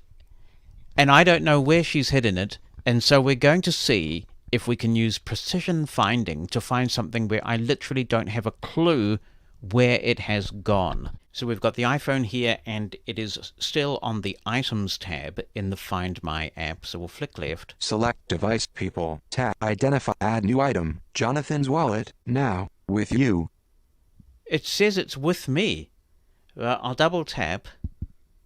Select map. Mark Avenue Park. And flick right. Mark Ave Park, Grenada, Trinidad, Buccaneer Place, Trinidad Crescent, close button, remove item button, rename item button, enable button, lost mode, notify when found, notifications. Find nearby button. And it says find nearby. So I will double tap. Find. Signal is weak. Try moving to a different location. Finding Jonathan's wallet heading. We're going to get any information. We'll flick right. Calibrating. Okay. So let's just let it calibrate and see how long it takes now that the wallet is presumably further away. Finding calibrating. It's still calibrating. Connected. Okay, I'll flick right. Signal is weak. Done. Button. Place done. Signal is weak. Try playing a sound to locate. Try moving to a different location. Connect. Signal is weak. So I'm going Try to moving to a different location. leave the studio now and just see if I wander around, because I'm pretty sure if I play a sound, I'm not going to hear it down here. I suspect it is upstairs. So I'm heading 3 in the... meters. Calibrating. It just gave me some... 3.3 compass. Item outside field of vision. 3 meters to your right. 2.9 it's closer than I thought it was. 2.9 meters. 2.9 meters to your right. How could it possibly be there? Okay. Oh, I know where it is. 3 meters to your right. 3.1 meters. 3.2 meters. Hang on. Signal is weak. Okay. Try moving to a different location. Signal is weak. Try I've moving lost it to a now. different location. I'm moving back the way I came, where I did have a signal. And I think the key thing here is that it said it is outside of my field of vision. That was a message that it gave, and that suggests that the proximity is misleading. I wonder... 3.3 calibrating. I wonder if it's picking it up because it's upstairs and Signal is weak. I'm gonna try moving to a different location. I'm just going to try going up the stairs. 3.1 meters. 3.2 meters. 3.1. Signal is weak. So I'm now try moving to a different climbing location. the stairs just to see if it in fact was picking it up from the floor above. 4.8, 4.4, 4 meters. All right. 3.9 meters. 3.3. Try moving in a different direction to locate your item. 3.5 meters. 3.4 meters. 3. Signal is weak. Try 3.6. Compass 3.6 meters behind. Okay, now it's locked into it. Now, I've got the iPhone quite close to the mic, so you will be able to pick up the haptics now. So I'm going to reverse. 3.3 meter. 3.2 meter ahead. That tap is the haptics. It's in the living room. 2.7, 2.3 meter, 2.1, 2.2, 2.4 meter, 2.4 meters to your left, 2.5, 2.4 meters to your 2.1 meter ahead, 2 meter ahead, 1.9, 1.8 meter ahead, 1.7 meter ahead, 1.6 meter ahead, 1.7 meter ahead. Right, but I'm right up against a wall now. It's very close. 1.5 meters to your left. Where have you put it? 1.6 meters, 1.7 meter ahead. Okay, so it's up high. 1.8 meter ahead. 1.7. So 1.7 meter ahead. Would be through the wall. 2.1 meters to 2.2 meters. So yeah, that's true because I'm trying to figure out how can I. Okay, so through that wall would be here. 2.2 meters to your left. 1.6 meter ahead. 1.4, 1.3 meter, 1.4 meters to your right. Okay. 1.9 meter ahead. 0.9, 0.8, 0.7, 0.6, 0.5, 0.4 meter, 0.3 meter nearby. And now I hear the constant vibration, so it must be on the corner here. Oh, that's right, I'm looking for the wallet, aren't I? Yeah. That's right. I was looking for the tag. I'm looking for the wallet. There we go. That is pretty impressive. So what that tells me is that I need to start thinking about these things differently. I wasn't trusting what the thing was telling me, because when it was telling me things like that it was 1.8 meters ahead, I was getting stuck because there was a bleeding big wall in front of me, and I was thinking, how can it possibly be 1.8 meters ahead when there's a brick wall in front of me? And I guess that's just because I'm not thinking about the way that it thinks. And it was absolutely spot on. So I was not trusting what I was being told and was moving around thinking that can't be right, when in fact it was absolutely 100% right. And I had to go through the wall by obviously going through the door. I suppose I could have gone through the wall, but Bonnie wouldn't have been happy about that. Then it was really easy to find it with that haptic feedback and the directions. That is absolutely staggering. I have to say that maybe for many sighted people, the AirTags are going to be a nice thing to have. For a blind person with the right iPhone, with that U1 chip, this is a revolution. I really mean that. To be able to find something with that degree of precision, when I think of the times as a blind person that I have scrambled around on the floor in little circular motions looking for something that I know full well is right there, even with a tile, this precision finding is another game changer from Apple. That's pretty impressive, don't you think, Heidi? Yeah, it's really cool. And welcome back to the studio where I know where everything is. This is the kind of diligence and care that Apple does take with their things. If you have used the LiDAR people detection feature before, and you know those haptic vibrations, the feedback does seem to me, if not exactly the same, very similar. So that's pretty slick that they have done that. The one thing we haven't tried yet is putting something in lost mode. Okay. So we'll try that. I don't know what this will do. Lost mode. Enable button. Double tap to dismiss pop-up window. Button. Off flick right. Cancel button. Lost mode. Jonathan's wallet. It gave my email address there and then asked that poignant question. What will happen? Notify when found. You will receive a notification when the location becomes available. Pairing lock. This item is linked to your Apple ID so no one else can pair to it. Phone number on message. Leave a number on message to be displayed for the person who finds this item. Continue button.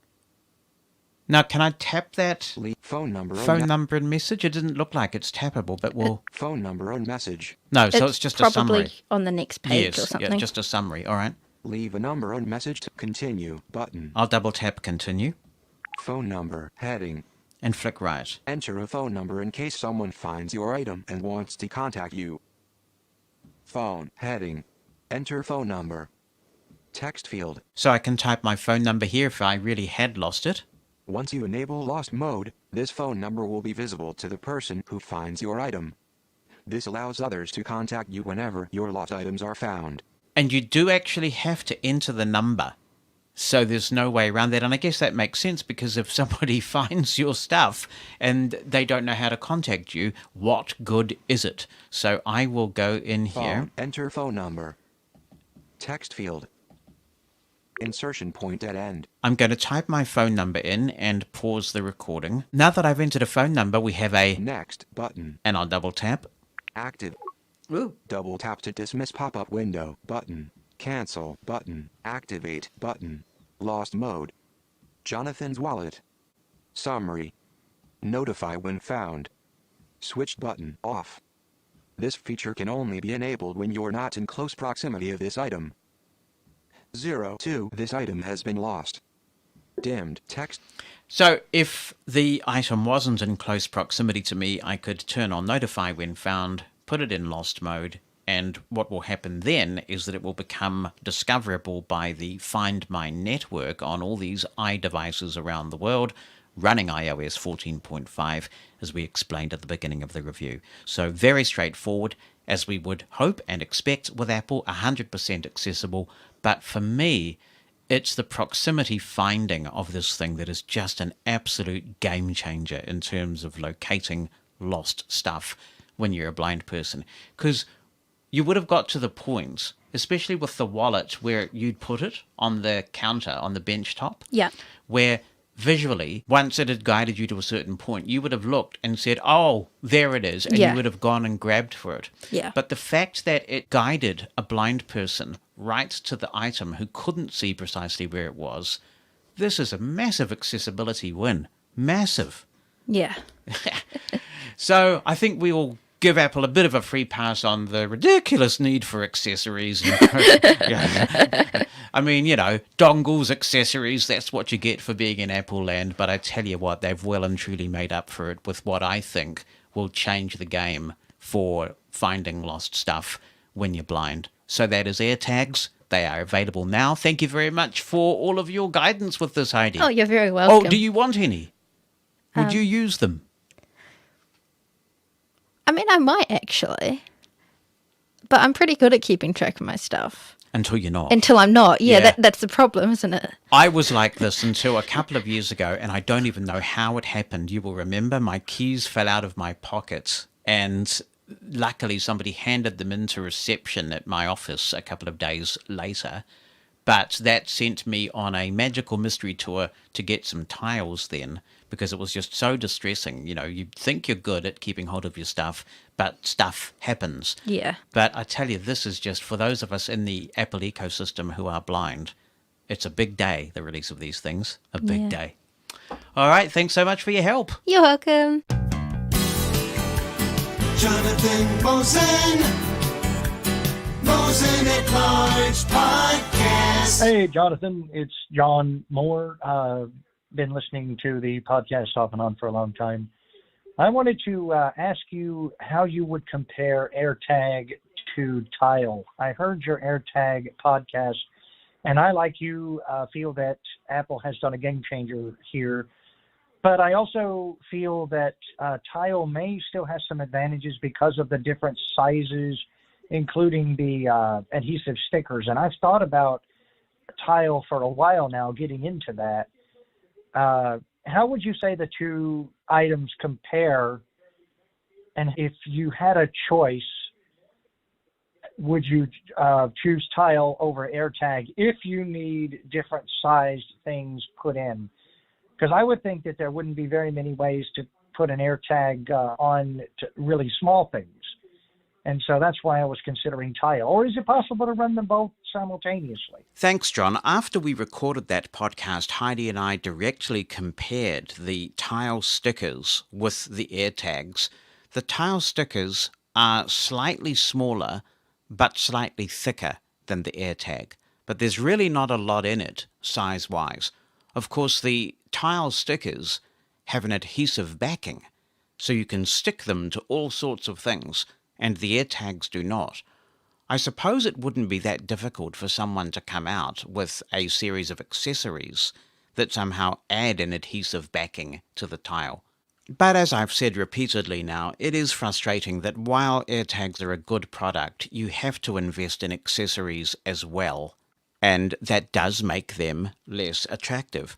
Another thing that makes tiles more attractive, in addition to, as you say, the variety of form factors in which you can get tiles, is that you can share a tile account with a family member, and I'm not aware of a way to do this with AirTags. I haven't read anywhere that being a part of, say, a family sharing group allows you to look at other people's AirTags. Now, where this is relevant is that when Bonnie and I travel together, we put a tile in the suitcase that we jointly use. If we're only going away for a day or two, then we can take one big suitcase between us. And she and I are logged in to the same tile account, so we can both track that tile. To the best of my knowledge, you can't do that with AirTags. However, if I had to pick one over the other, I would have to pick the AirTags because of the precision finding, which, as you heard, is just so accurate. I know it's an overused term, but you also know that when I think Apple has dropped the ball, I'm not hesitant to say so. In this case, I really think they have changed the game. It's clear to me that quite a bit of thought was put into the way that blind people would use this accessory to find things. And I think that's absolutely fantastic. So, AirTags win for me despite the fact that it is not yet the perfect product. Hopefully Apple will expand on this product category, give us a few more types of AirTags, and refine the way that they work. And after Heidi and I recorded that segment on the AirTags, I really wanted to make sure that I had the right accessory to attach it to my keyring. So we looked up online to see which local store had the AirTag accessories. And we found one not too far away. And we went into the store. And I said to the young woman who was serving us, "Do you have the full range of AirTag accessories?" And she said, "We do. I'm very sorry, but we don't have the AirTags. We only have the accessories." And I said, "That's okay. I've got the AirTags, but I don't have the accessories." And she said, "See, we were made for each other." And I burst into song with the "I got a brand new pair of roller skates, you got a brand new key thing," but I think she was far too young to have ever heard that song. Anyway, that's a happy ending. I got the accessories. Heidi, by the way, who's having a milestone birthday, she's going to be a quarter of a century old in a few days. And since we were in the store that had them, got an iPhone 12 Pro for an early birthday present. So she is a happy banana. But no, there's no reason at all why you can't use both.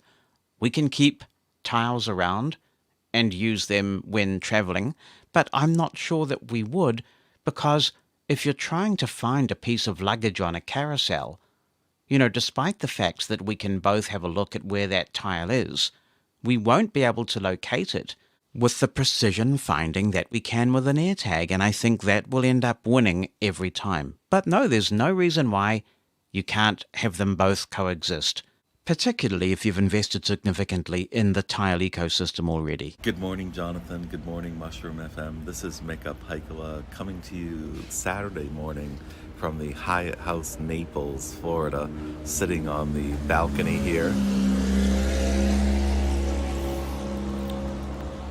Also purchased AirTags over the weekend. I knew I would be in Naples, so I ordered one 4-pack and some accessories to be ready for pickup at the Naples Apple Store, and then another 4-pack to be delivered in Boston this past Friday the 30th. But I knew I would be here and I wouldn't want to wait the weekend to start looking at these and playing around with them. So I've got a few set up. A couple of observations. I'm curious about the Bluetooth range capability and difference with the Tile Pro versus the AirTag. I haven't really been able to experiment with that myself, and I haven't seen that yet in the various YouTube videos. If folks want to learn more about AirTags, if you just go to YouTube and go to the search and just put in AirTag, all one word, you'll get all sorts of videos with people doing all kinds of tests on them that are slowly or more quickly coming out. But curious about the differences in the Bluetooth range capabilities of the AirTag and the Tile Pro. And then secondly, I find it interesting that Apple may have sort of taken the theft recovery use case possibility of this a little bit off the table. I mean, if someone, let's say, steals your backpack and then they get it home, they're going to get a notification, that you have this AirTag here. It's going to offer to play a sound. It's going to offer to tell them how to disable it, which I'm curious too. How do they instruct someone to disable it? Is it just taking the battery out or another process? I haven't actually seen those instructions or seen anybody mention the verbiage that they use. But that does seem to potentially create a problem if you're trying to use it to locate a stolen item. And I just contrast that with Tile, that's just going to keep pinging. It's not going to notify anybody. It's just going to keep doing what it does. And I mean, Tile is certainly not known for their privacy features, but I get the use case about stalking. And I suppose too, if someone accidentally has an item of yours, this feature that they've built would actually, and if they're, if they accidentally have the item and they're going to return it to you, then this feature will make it easier to make that happen, since it will alert someone, maybe that someone left their wallet at your house or your backpack or keys or something, and then not only would the owner be able to track it, but the person that has it might be able to more expeditiously return it. I suppose the only way to have both possibilities would be to allow the user to turn those features on and off, although then you wouldn't be able to use it for the stalking deterrent. Maybe I'll leave one with my friend in Naples tonight and see what happens if we get those notifications, and then we can read how it tells you to disable it. Good on you, Mika. Good on you. Boldly experiment. Go where no AirTag has gone before. And why stop there? Let's reinvent the musical repertoire of the 20th century. How about a remake by Tony Bennett, which says, "I left my AirTag in San Francisco." I mean, the possibilities are endless. I'm sure these questions will be answered, and they are very important, good questions as well. But you make an important point, which is people should not think of any of these trackers as an anti-theft device. If someone wants to steal your stuff, really any of these trackers are not going to help you. This is more for when you have lost your stuff, and hopefully if it comes into contact with somebody who is honest, they will be able to return it to you. But if they mean to steal something, then there's probably a very short time span before they realize that there's an AirTag associated with it, and therefore they remove the AirTag. Robin Christopherson writes, "Thanks for the excellent demo of the AirTags, which my Mac wants to correct to airbags. So their own dictionary needs a swift update, methinks, and how the proximity feature works. I'm interested to know if the issue you had in locating the tag which was on another floor would have been helped by tilting or indeed moving your phone upwards or downwards. I'm guessing that it doesn't know how to announce the tag's direction when that direction is up or down relative to the plane of the phone. I didn't hear any up, down, or up to the right, etc. being spoken during the demo, in which case tilting might give more accurate information in cases where you are pointing it directly up through the floor to where it is sitting on your bedside table, for example. Similarly, I'd be interested to know how it reports an object directly above the phone as it is being held horizontally. If you get confusing readings in such a case, then moving the phone up and down, regardless of orientation, should alter the distance enough to give you useful info about where that errant tag is. Just curious to know how it works. Thanks, Robin. I will definitely have more of a play with it in that regard, and I'm sure others will too, and we will learn about the AirTags mysteries together. Mosen at Large Podcast. Andrew Walker gets coolest greeting of the decade so far for this. He says, "Hello, Jonathan," without a capital B. I have long been interested in the subject of sight and the amount of information which is alleged to be gained from it. In my training as a counsellor, this came up time and time again. I went back to study where the claims came from. The most claimed myth I have heard is that 95% of communication comes from sight. This always seems wrong on a common sense level, since put two people in a room together and don't allow them to speak, and progress will be very slow. I tracked this back to some research done many years ago by a chap called Albert Mehrabian. Now, this is where it gets interesting, since, aside from the fact that the 95% rule comes from two experiments carried out in lab conditions, it is not specifically about sight. Instead, the term is non-verbal communication. For most, one might think this means sight, but it doesn't. It relates to words alone, which doesn't include tone of voice, etc. You will also note that this was about communication and not information, which are two different things. In fact, Albert Mehrabian himself has stated that his work has been applied to areas which are unfortunate, and in some ways he regretted having done the work in the first place. His experiments involved subjects looking at black and white photos and determining the emotional content from them, compared to having just words presented. Other work has had similar misinterpretation.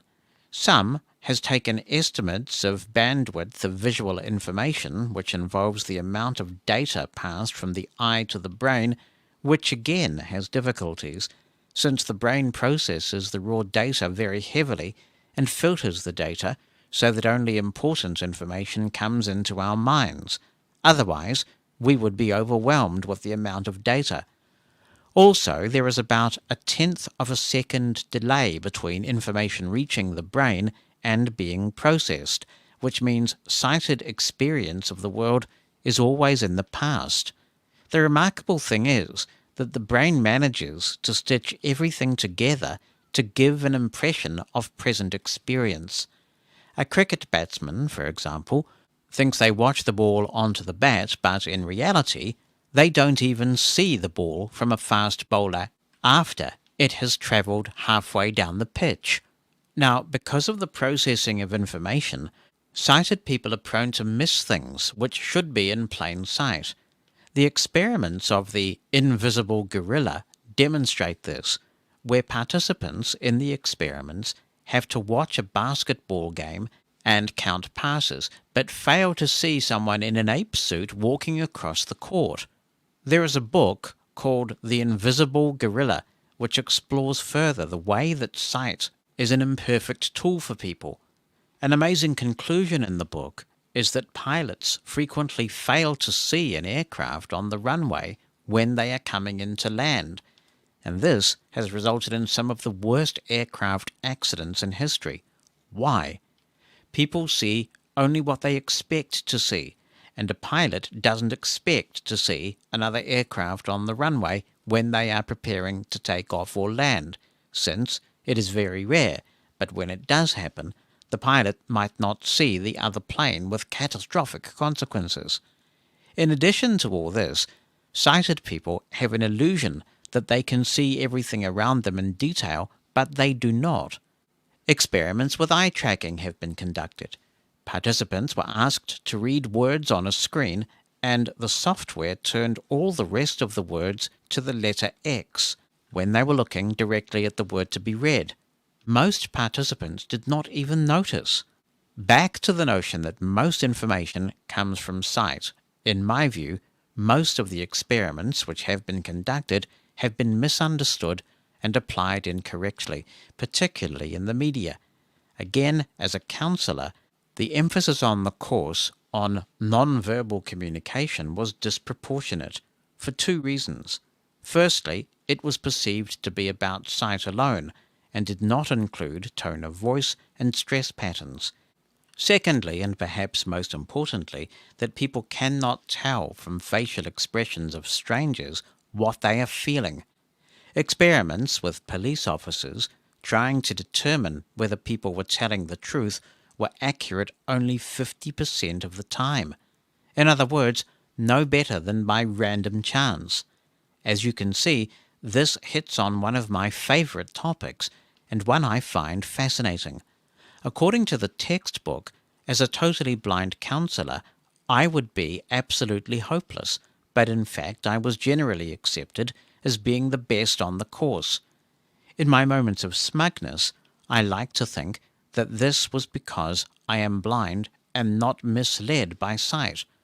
I would urge anyone who comes across claims of sight being a prime means of information gathering, education, or communication to go back and read the original papers and not rely on second-hand reinterpretations which have become myths in popular culture.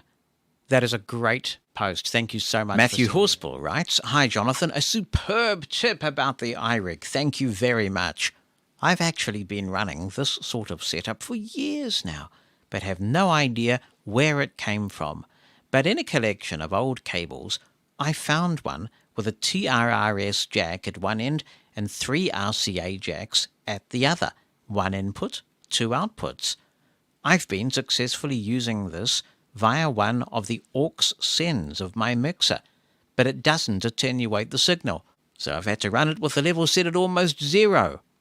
On AD converters, don't quote me. Oh, shall I not read the rest of this email then? But I'm sure I heard somewhere that in fact the Lightning specification includes analog audio. So in fact, the Lightning to 3.5mm adapter doesn't have A/D built in.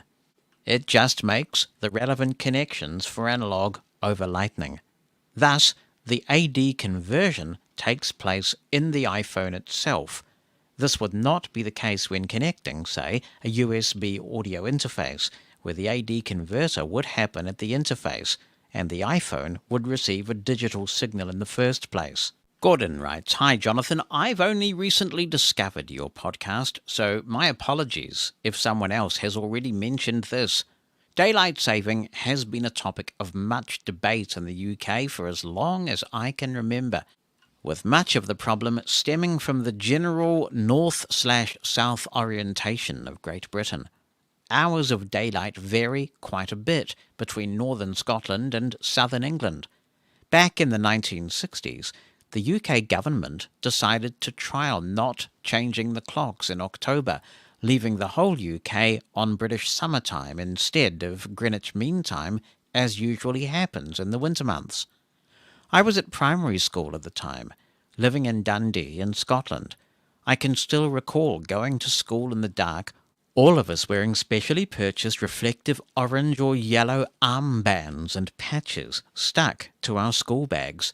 It did not become light until after 9 a.m., and because hours of daylight are few, the further north you go, it was also usually dark around 5 p.m. I cannot recall now what reasons were given, but the experiment was abandoned, and Greenwich Mean Time was used the following year. I'm still not sure whether levels of road accidents or levels of power generation were different that year, but it was not popular in Scotland at any rate. It may have been an adventure for us schoolkids, but it also meant most workers were travelling in the dark at both ends of the day, and the sun, weak as it is during a Scottish winter, had no time at all to alleviate overnight frosts before most began travelling. 1 hour may not seem like a big deal, but it was certainly memorable for me, even after all these years, so it must have made a huge impact on our daily lives for it to stick with me so long. Many of the calls to keep UK clocks in line with Central European time came from London-based financial organisations who wanted to start work at the same time as European financial markets. Whether that design remains post-Brexit is as yet unclear, but if it does happen again, it will be those who live further north who will be most affected. Spain and Portugal are, I think, on Central European time when, based on their longitude, they should really be on Greenwich Mean Time, but they are a lot closer to the equator, so it makes less of a difference to them. Being blind, it really makes no difference to me, but when I was losing my sight due to RP, I know that the long hours of twilight here in Scotland meant I always felt I was walking around in near darkness during winter, so not adjusting the clock would have made the situation even worse for me. I know this is of historical interest rather than adding much to the discussion, but I thought you might be interested to learn that the UK had experimented with this in the past. Thank you, Gordon. That is really interesting. And sometimes the world forgets its history, right? So it's good to be reminded of things that have been tried before.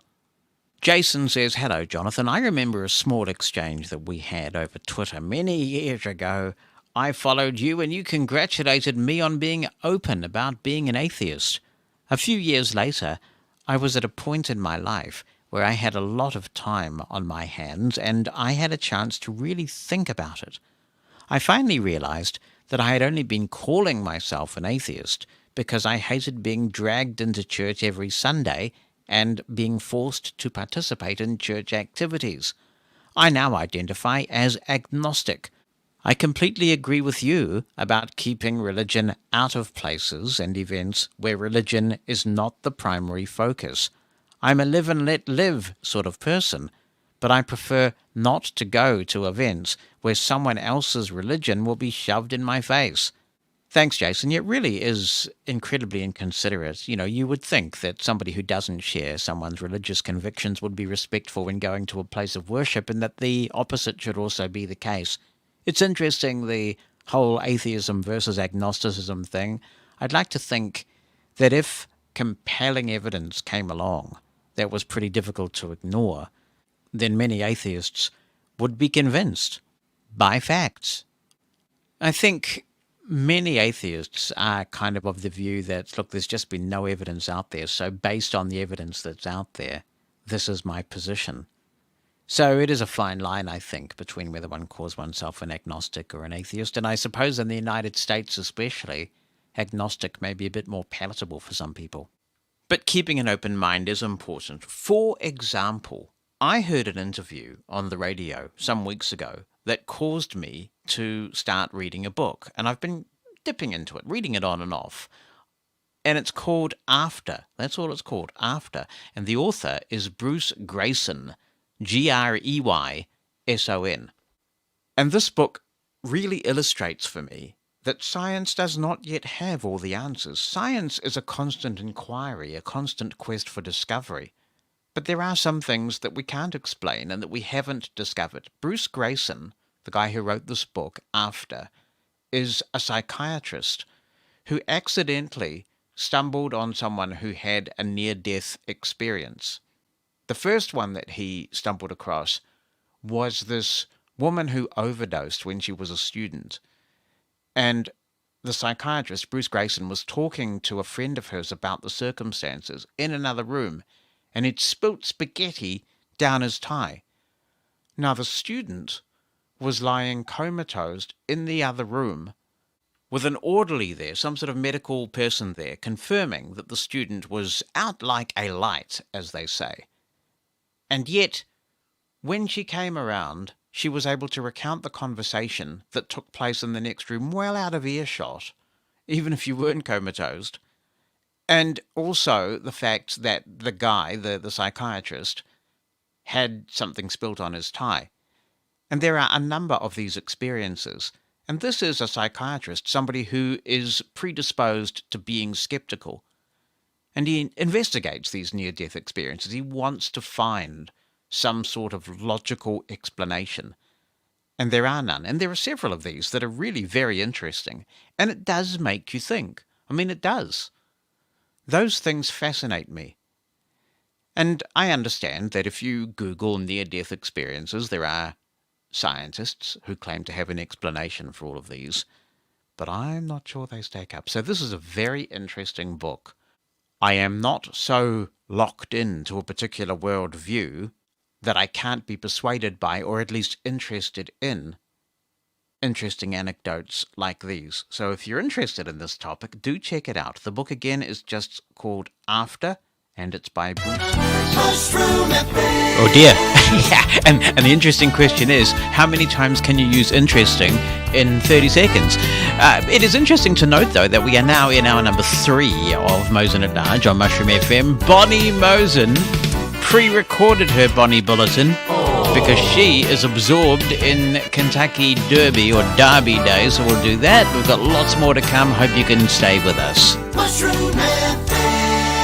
There's a funny fungus among us, but you caught it from the fun guys. Maybe so, but nobody can deny it's a pretty funny fungus. Mushroom FM, Mosen at Large podcast. And if you would like to be in touch with the show, you are very welcome. Jonathan@mushroomfm.com is my email address. You can also, let me just say, you can attach an audio clip to that email if you want, using any app that records an MP3 or an M4A file and send it in. You can also just write an email down. You can also call the listener line, 864-60-MOSEN is that number, 864-606-6736. That number is in the United States. You can also tweet with the Mushroom FM hashtag, and you can, if you wish, also just chat away if you're listening to us on YouTube and Facebook like Daniel is. Now, Daniel says something that I think is actually quite controversial with regard to the airport topic, and he says he accepts a wheelchair at an airport because it's faster. Well, I personally would not do that, only because I just feel very uncomfortable about taking an accommodation that belongs to another impairment when I don't need it. And I'm not necessarily sure that it is faster. I mean, are you really going to go faster in a wheelchair compared with, say, being guided by someone? I don't think so. But there's also, to me, the moral question of whether it's right to accept an accommodation when you don't require the accommodation. No doubt that debate will continue.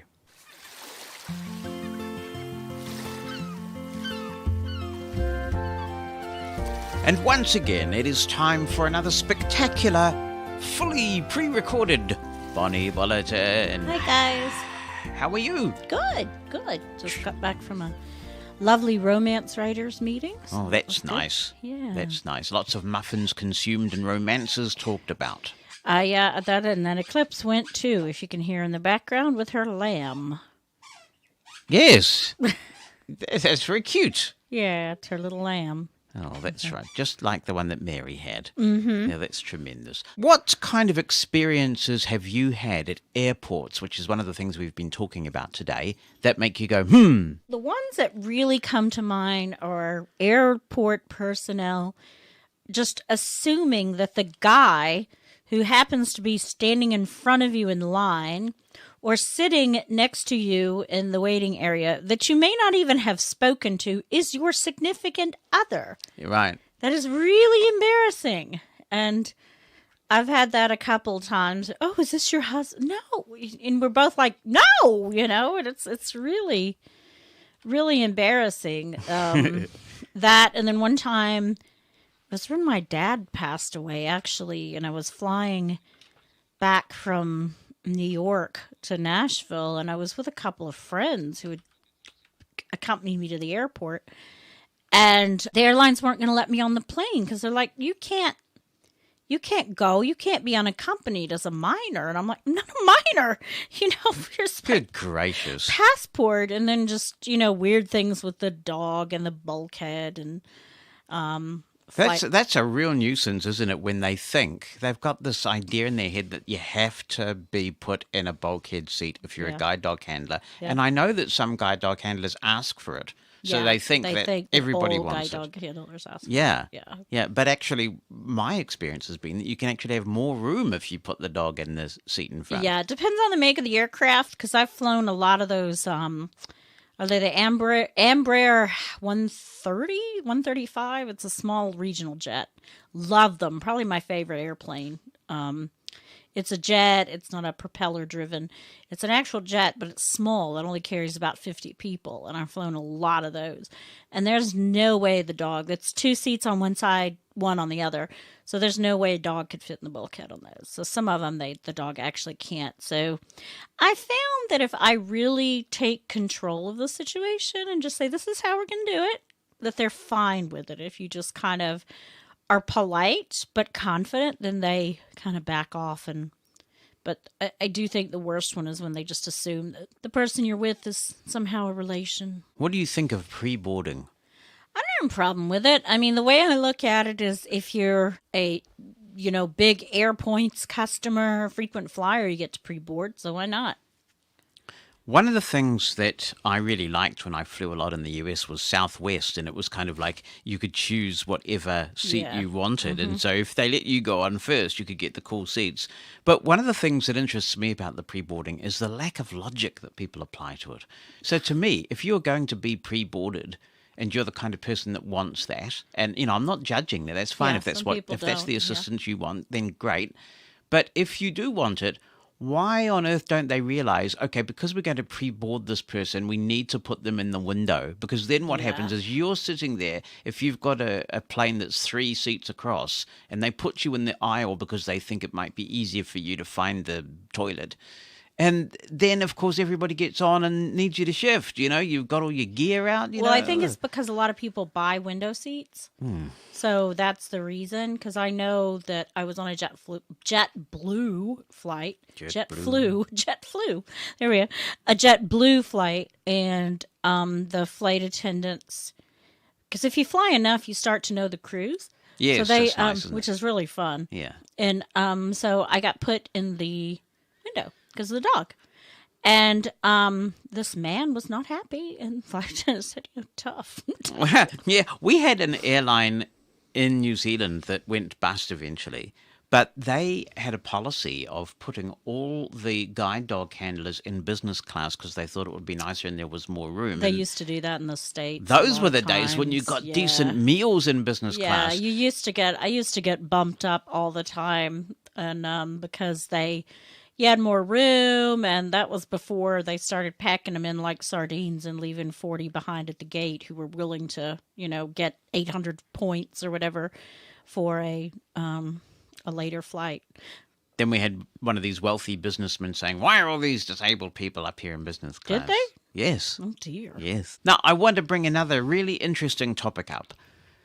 Do you remember those old phones that used to be in the back of some seats? I think they usually were in the middle seat, if I'm remembering correctly. And they were these credit card phones. Yes. And I used to think, man, it is a cool idea to be able to make a phone call from Not the plane. when the person sitting behind you is calling everyone and asking them what the speed of darkness is. The speed of darkness? Yes. What does that even mean? I don't know. I never found out. Did you make one with one of those? I was wanting to one time because I was on an earlier flight, and I was going to call my mom because she was picking me up at the airport to tell her, but because I thought it would be really cool to call from the plane. But I couldn't. The flight attendant just kind of said, "Oh, here's where you put the credit card," and left. So it wasn't very accessible. Yeah, that's a shame. Because now there's no technical reason why we can't make calls on planes. And in fact, first what we got on some flights, I remember my first flight with the internet on was a Lufthansa flight in, I believe it was 2006 or something like that. It was a long time gorgeous ago. Cruise. I wouldn't know. But Apparently. it was on Lufthansa, and I was able to do all sorts of cool things on a very long haul flight, and it's become more common. And you can also now, thanks to some cells that are sort of put on board the plane, if they wanted, you could make phone calls. And so the FCC did these inquiries into whether you should be able to make phone calls on a plane or not. And apparently there was all these people who said, no, we don't want people making calls on the flight. And so now what they do, of course, is that they block various ports and protocols so that you can't use technology like Skype and FaceTime and Zoom to make calls with data on the plane that you buy with your in-flight Wi-Fi. And I've had it on my list of things to mention, my kind of, this would be a good idea to talk about on Mosen at Large list since December, because apparently the FCC has now made a final determination that you will not be allowed to make phone calls on planes. And the journalist who wrote this particular story that I sort of clipped out to keep to talk about this was so biased about it. I mean, basically said, you'll be pleased to hear that this... And I object to this. I think this is a fundamental infringement You see, I think of civil liberties. I think it could get really annoying. I mean, you're up there, 35,000 feet. There's nowhere to go. How is it any different from being on the bus, where people make calls on the bus all the time and people survive? Well, you're usually probably not going to be on the bus for 8 to 10 hours. Unless that's not necessarily true. You can go on long Greyhound trips. Or what about Amtrak? People make calls on long Amtrak trips all the time. But the interesting thing is, because I did an 8-hour trip on the Amtrak, very few people use the phone. Exactly. So I don't know how many would use it in the Exactly. So plane. for those who want to and need to, I mean, why couldn't you have parts of the aircraft that are no phone zones? Or they could just have a little room where you could go in. Yeah, or something like that. But to just say no one should make phone calls on a flight, I just think that's an infringement of civil liberties, that is. I don't know. It honestly doesn't even bother me. Well, it bothers me. So I want to be able to make a call. I don't care either way. Like, it's hard for me sometimes, depending on the hearing technology in the plane and everything, it can be quite difficult to talk to the person next to you because of noise of the plane and stuff. But if I want to very quietly talk on my phone to someone via Skype or whatever, I don't use Skype, haven't used Skype for years, but whatever technology there is, then why not? You know, what harm is it actually doing? I mean, how is it different from talking to your neighbor who's sitting next to you if you're just talking to someone on the phone? Well, the interesting thing again is people, there's a lot of chattering before the plane takes off and then when it lands, but I hear very few conversations in the air. Yeah, because people really, just get sort of soothed, so they don't can't, they? Yeah, I mean, that's sort of like my time when I fly. I compare it to, it's sort of like my meditation time because I'm neither here nor there. I'm just somewhere. Halfway up the stairs. Yeah, I'm just sort of, I'm just there. And it's sort of like my thinking time. It's I don't know how to explain it. I've always felt that way, but that's sort of just. And I got no problem with that, but Yeah. should you be allowed to impose on what I want to do with my time on the plane? Well, no, I think, you should not. I mean, flight attendants probably don't get paid what they're worth because they deal with. What's that got to do with my ability to make a phone call? They deal with a lot of crap, and I think it could you get some people who've had a little too much. They're up there yelling on the phone. They're telling them to, be quiet. They're getting angry. And I don't know. I just think it could, I don't know. But you could be yelling at your seat neighbor. Yeah, if you know could. them. And they would come and tell you not to. Exactly. Yeah. So there's no difference. I don't know. It's just, I don't know. I mean, I personally don't have a problem with it either Well, way. I have had a lot of fun over the years using different things like VPNs and different things. I remember how happy I was when I got Roger. Remember Roger? Yeah, they blocked it. The Roger app to work on the plane. I think you were with me on that flight. I was, and then it stopped working. Yeah, and then it stopped working. But I got Roger to work, and we were sending messages from the plane, and people were saying, dude, that's cool, you're sending these messages on the plane. So, yeah, and I do remember using Skype on that first Lufthansa flight. Mm-hmm. That was pretty cool. With the drop-dead gorgeous cruise. Why do you think that Lufthansa...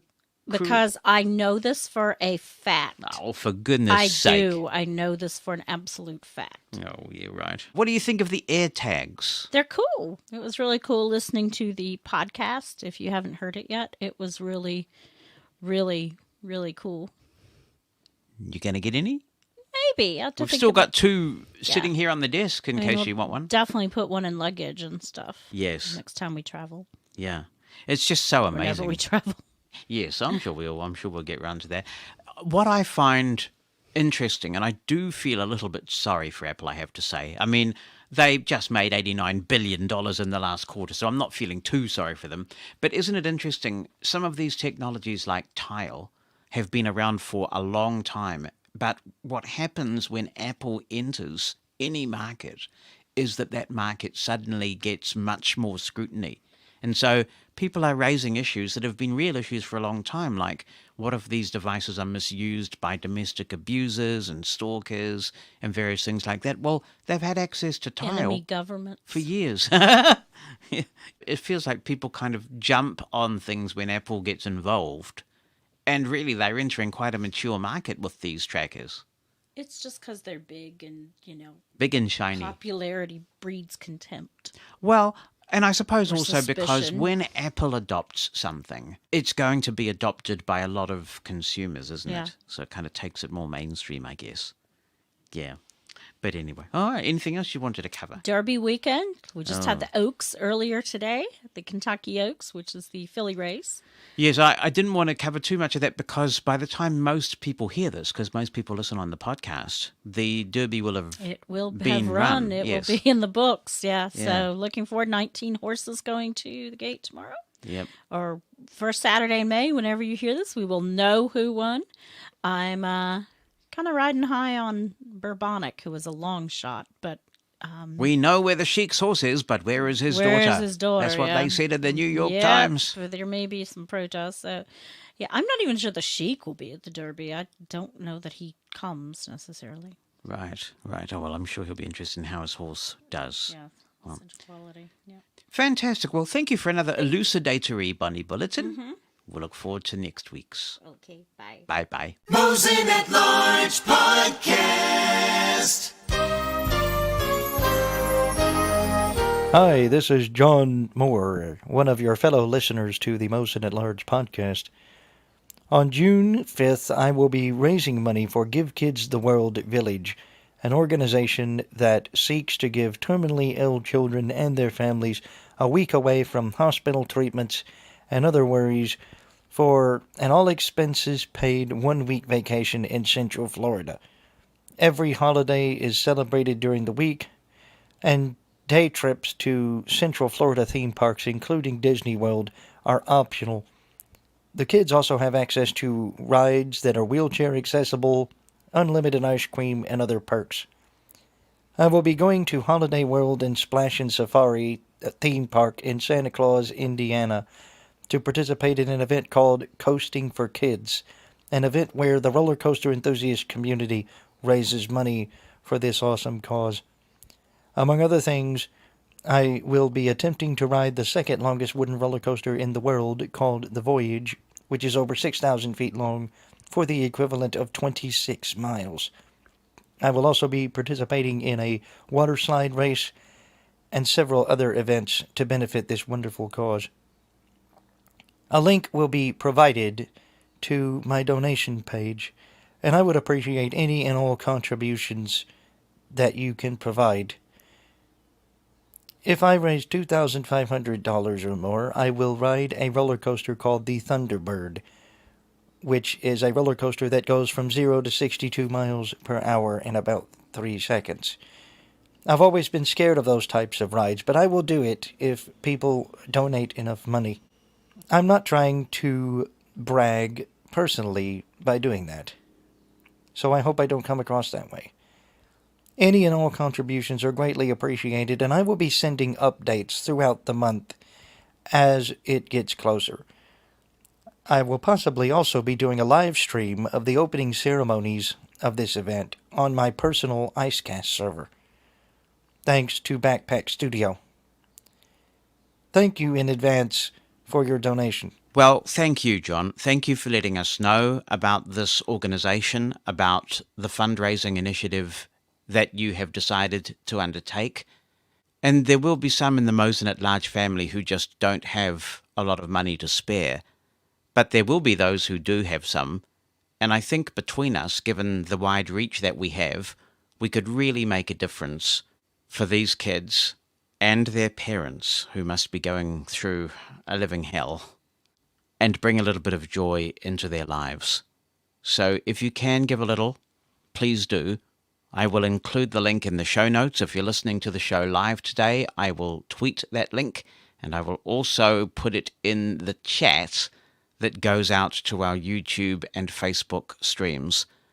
And I know that John and those kids and their family would appreciate it if you have a few bucks to spare. I have done this myself. You can use any major credit card. You can also use PayPal as well if you want. It's always good to welcome someone new into the fold. And Ali writes, "Hi Jonathan, I came across your podcast very recently thanks to the iOS Podcasts app, which suggests to me content I might find interesting, demonstrating Apple's uncanny talent of always being right. I'm sorry to have been a latecomer to the party, since I have really enjoyed the episodes I have listened to thus far. Regarding TTS engines, I absolutely love Keynote Gold, but I very much fear I may well be the only person on the planet who does. In fact, I love it so much, I refuse to read books using any other voice. I have recorded audio files of all of my books in Keynote Gold, so that I can read using this voice on other devices, such as my Victor Reader Stream. I was destroyed when Humanware shelved Keynote Gold with the release of the Braille Note Touch. I sent what I considered to be a very heartfelt email to Humanware in the not-too-distant past, imploring them to take steps to make it available on Windows. I received no response whatsoever. Do you see any way this may be achieved, or am I on a hiding to nothing? I wonder if there are any other kindred spirits out there who might stand with me in the struggle. There used to be some kind of driver for Windows which made Keynote Gold available. Do you know anything about it?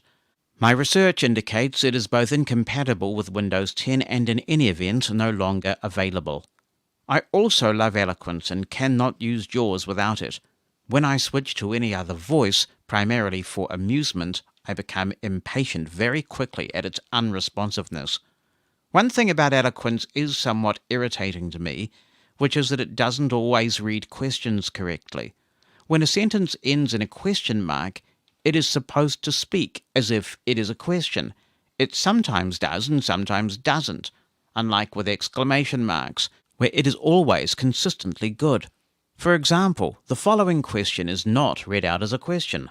How many roads must a man walk down before you can call him a man?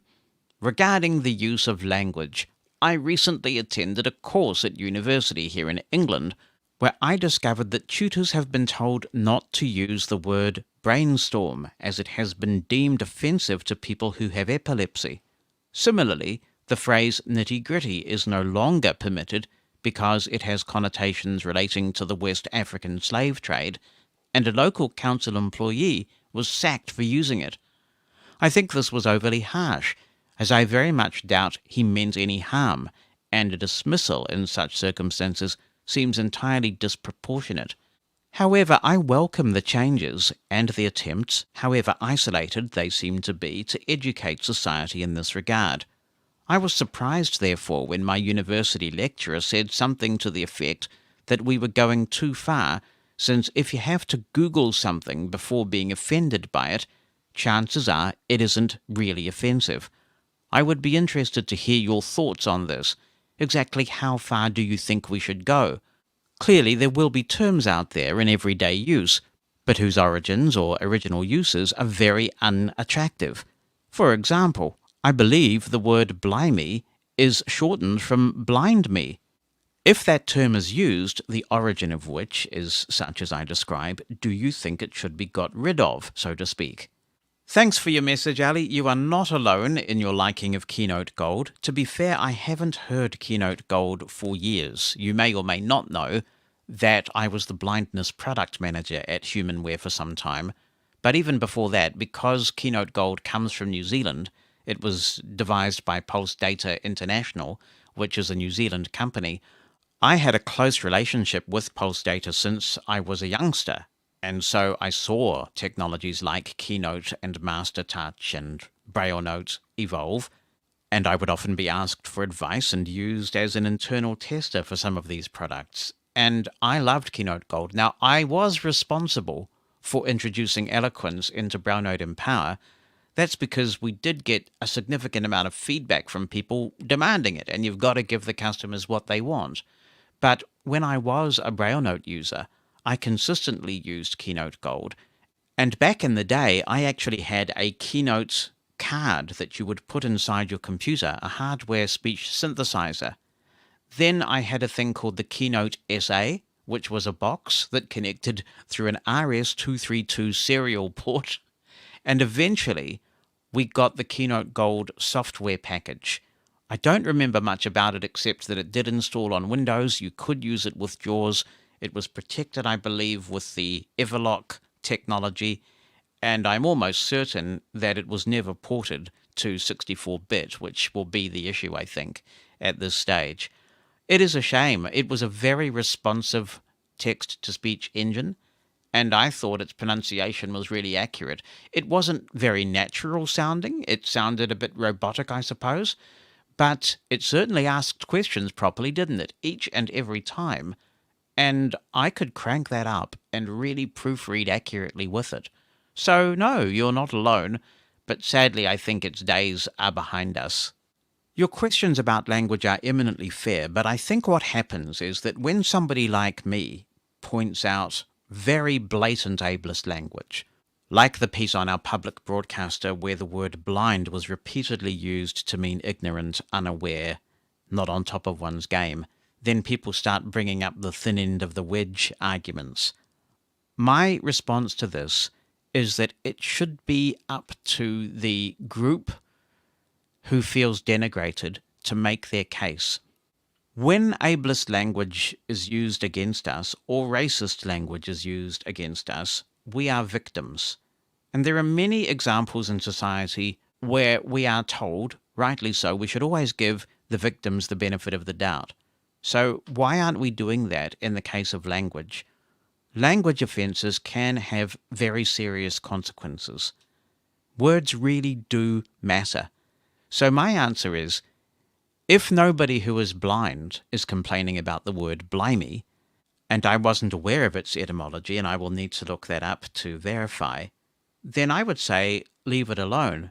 It's a far cry from using the word blind as a pejorative, which is what we are talking about. But we're awakening, aren't we? We are hearing now from minorities who have silently put up for years with language that denigrates them.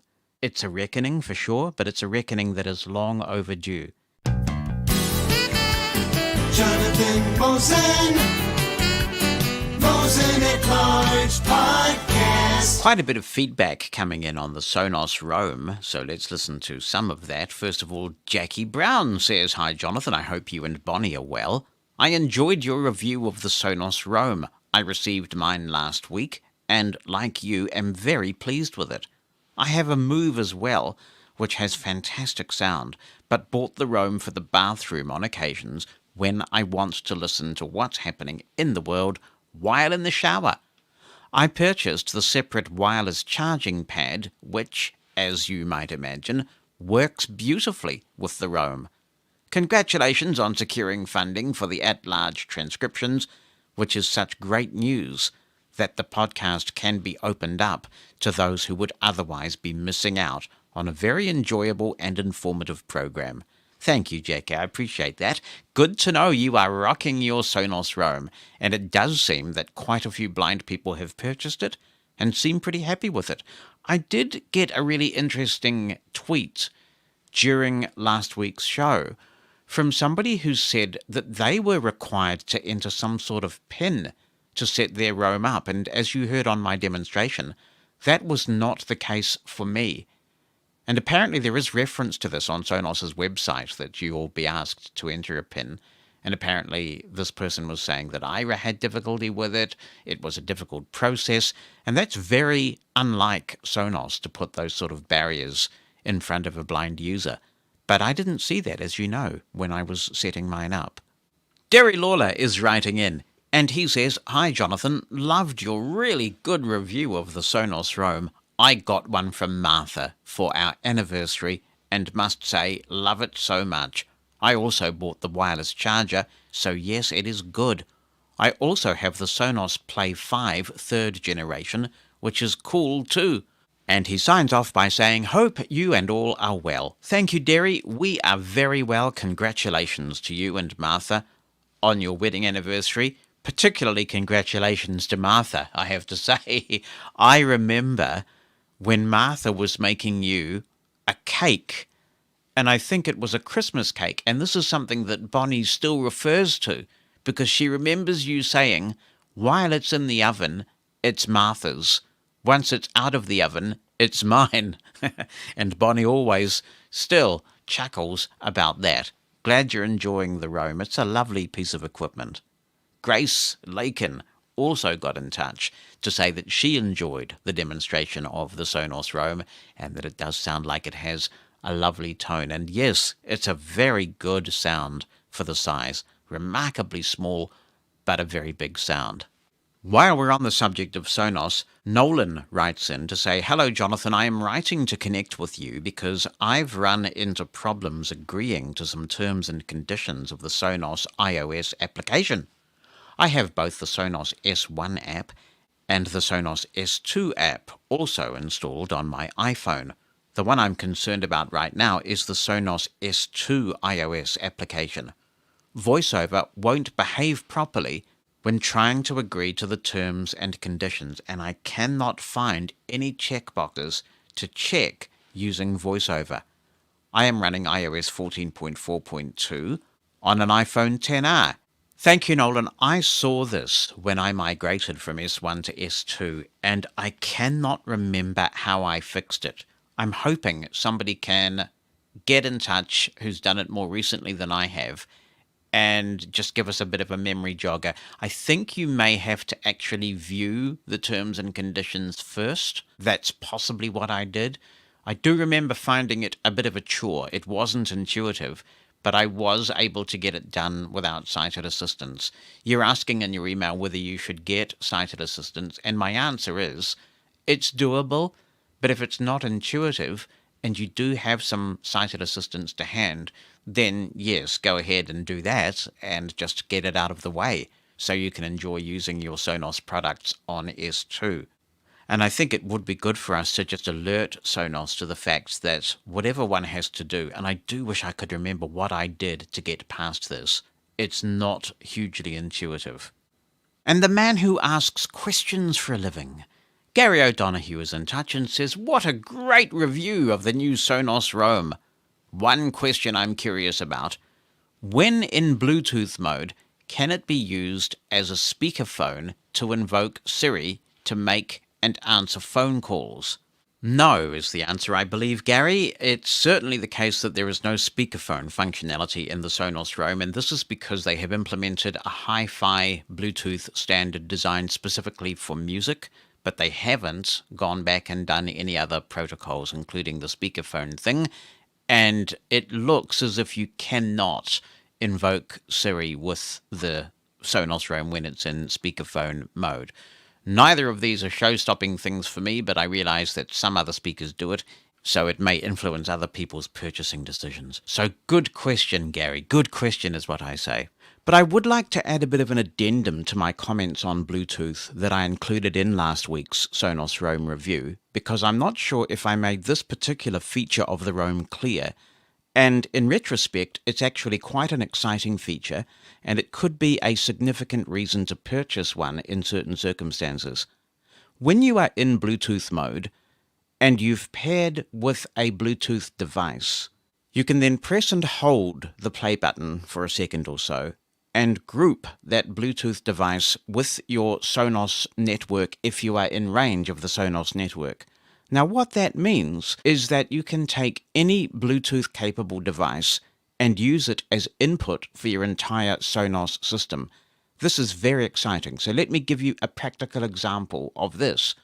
Let's say that you have a laptop that is Bluetooth-capable, and you pair your laptop with your Sonos Roam, and you're using JAWS with it or playing music with it, and you want that to be heard all over your house on other Sonos speakers.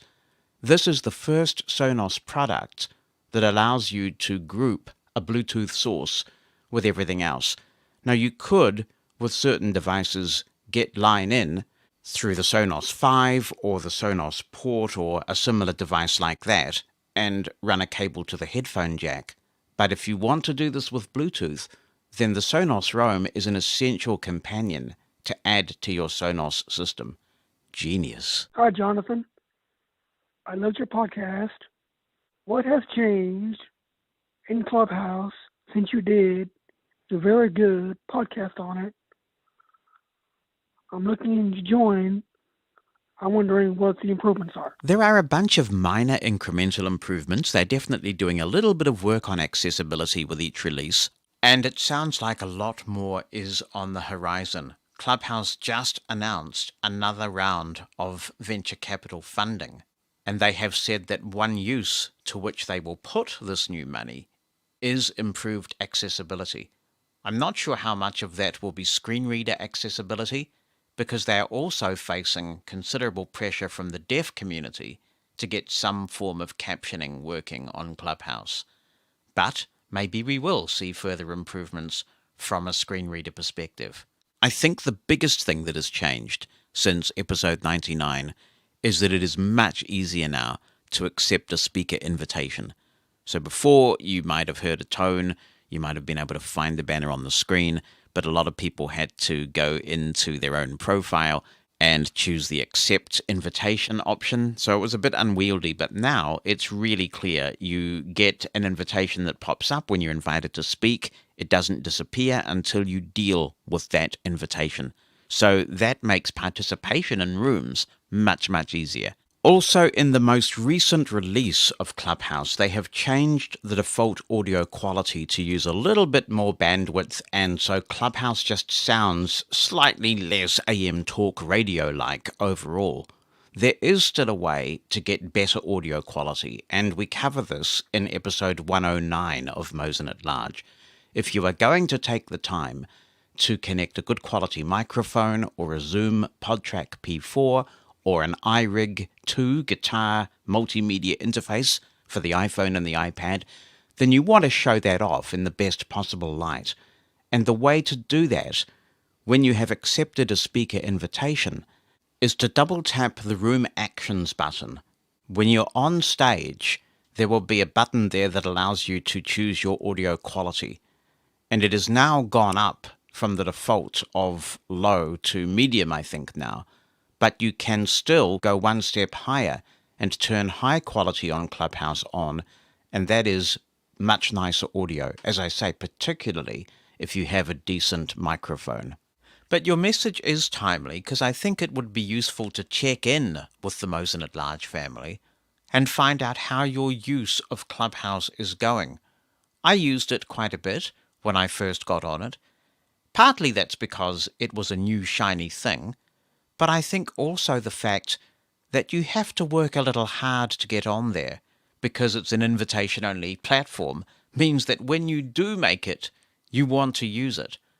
But as I think I said in episode 99, there's an opportunity cost of using Clubhouse. If you're on Clubhouse doing something, you're not doing other things, such as reading books or listening to podcasts, or even hanging out with your significant other, finding out about their day, and just being generally sociable. Imagine that. And I've also found the notifications on Clubhouse quite spammy and annoying and intrusive after a while. So I've gone to the very infrequent setting, which means that if I want to find out what's going on Clubhouse, I really have to go into the bulletin or the hallway and look.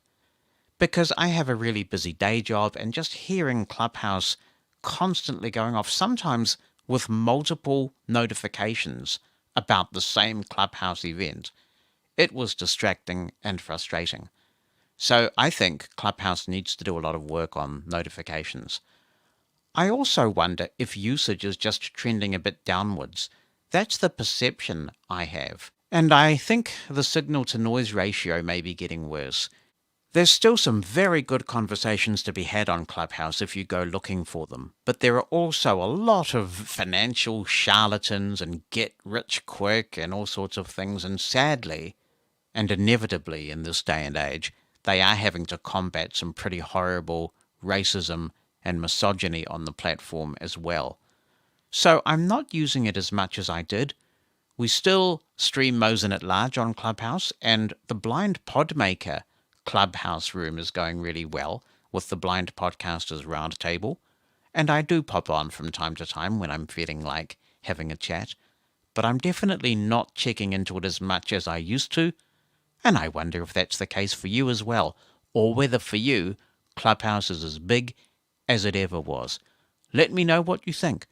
Email me with an audio attachment, or write it down, send it in to jonathan@mushroomfm.com, and the listener line number, if you wish to use that, is 86460-MOSEN, 864-606-6736. Mosen at Large Podcast. Luis is emailing in and says, "Hi Jonathan, I am interested in buying a video doorbell for my office. Could you please recommend one which is accessible from my iPhone?" First of all, I would say we have quite a reservoir now of content with all the episodes that we've done, so it's a good idea to search the archives. I searched the archives, for example, for doorbell, and I found that in episode 31 of the podcast, Steve Bauer reviewed the Nest, as in N-E-S-T, video doorbell from Google. So you can go back and listen to that demo in episode 31 of the podcast. It's a really good demo, and it sounds very good. I have the Ring video doorbell, as in R-I-N-G. It's an Amazon company. And I have to say that if I had to do it again, I would not buy another Ring video doorbell. The app is okay. It's not super intuitive to me.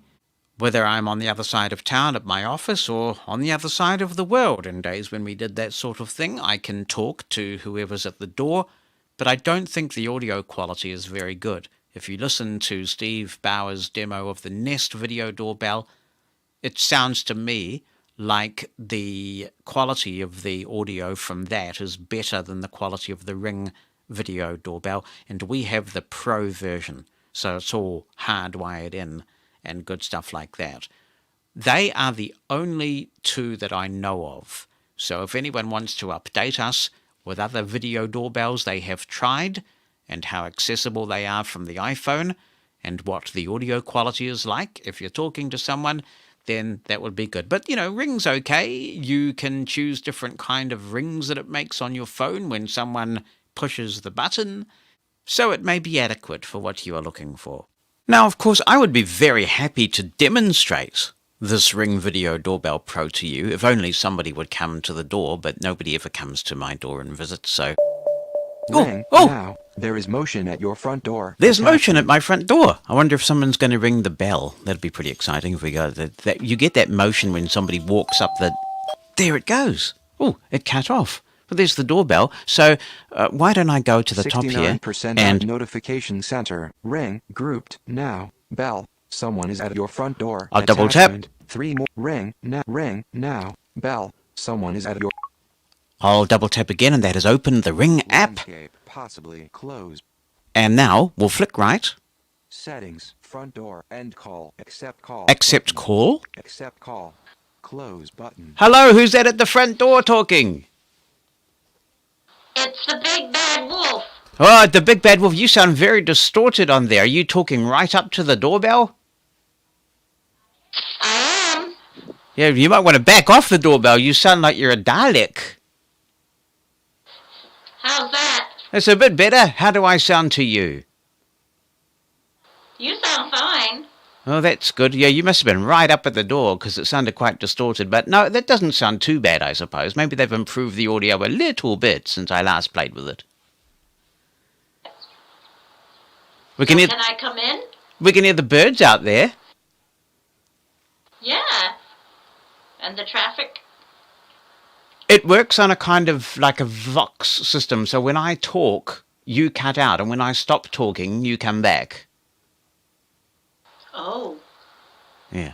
So say a few more things so that we can get a good feel for this doorbell. Well, I'm the big bad wolf. So I say, little pig, let me in. Yes. All right. Well, I suppose we'll let you in, but that audio is pretty bad, actually. It sounds quite overmodulated, which is something I hadn't noticed before. But yeah, well, so goodbye to you. Goodbye. Now, I'll push the... Mute speaker. Mute micro. End call. End call. End call. And now we've closed the Ring call. So I won't take you on a big tour of the app. But I don't know whether there's a way now to adjust the mic, because that mic was at a very high level. You could hear the overmodulation. I mean, I guess we're not expecting super duper audio for a doorbell, but it could be better. And then, of course, if you have your front door opener set, then if you're expecting, say, a cleaning person or maybe somebody who's going to leave a package, then if you've got an accessible door lock, say, that's HomeKit compatible, and the Ring Video Doorbell at the moment is not HomeKit compatible, even though they've been promising it for a while, then you would be able... Go away. Then you would be able to open the door and let somebody in remotely. So it's quite powerful stuff. But I'm not overly impressed with the audio from that Ring Video Doorbell. Andy Ribshire is writing in about Tristan's email, although he does call her Kristen, but that's okay because I'm sure she's been called worse. Anyway, hi Jonathan. Tristan, I'll correct it, in her email touched on something pivotal in my childhood. My hometown was absolutely racially homogenous. The only diversity was in which Christian camp you were born to. There were childhood taunts between these factions. In my school for the blind, such religious differentiation seemed less common. It seemed that we were able to find other ways of being cruel to one another. One was racial.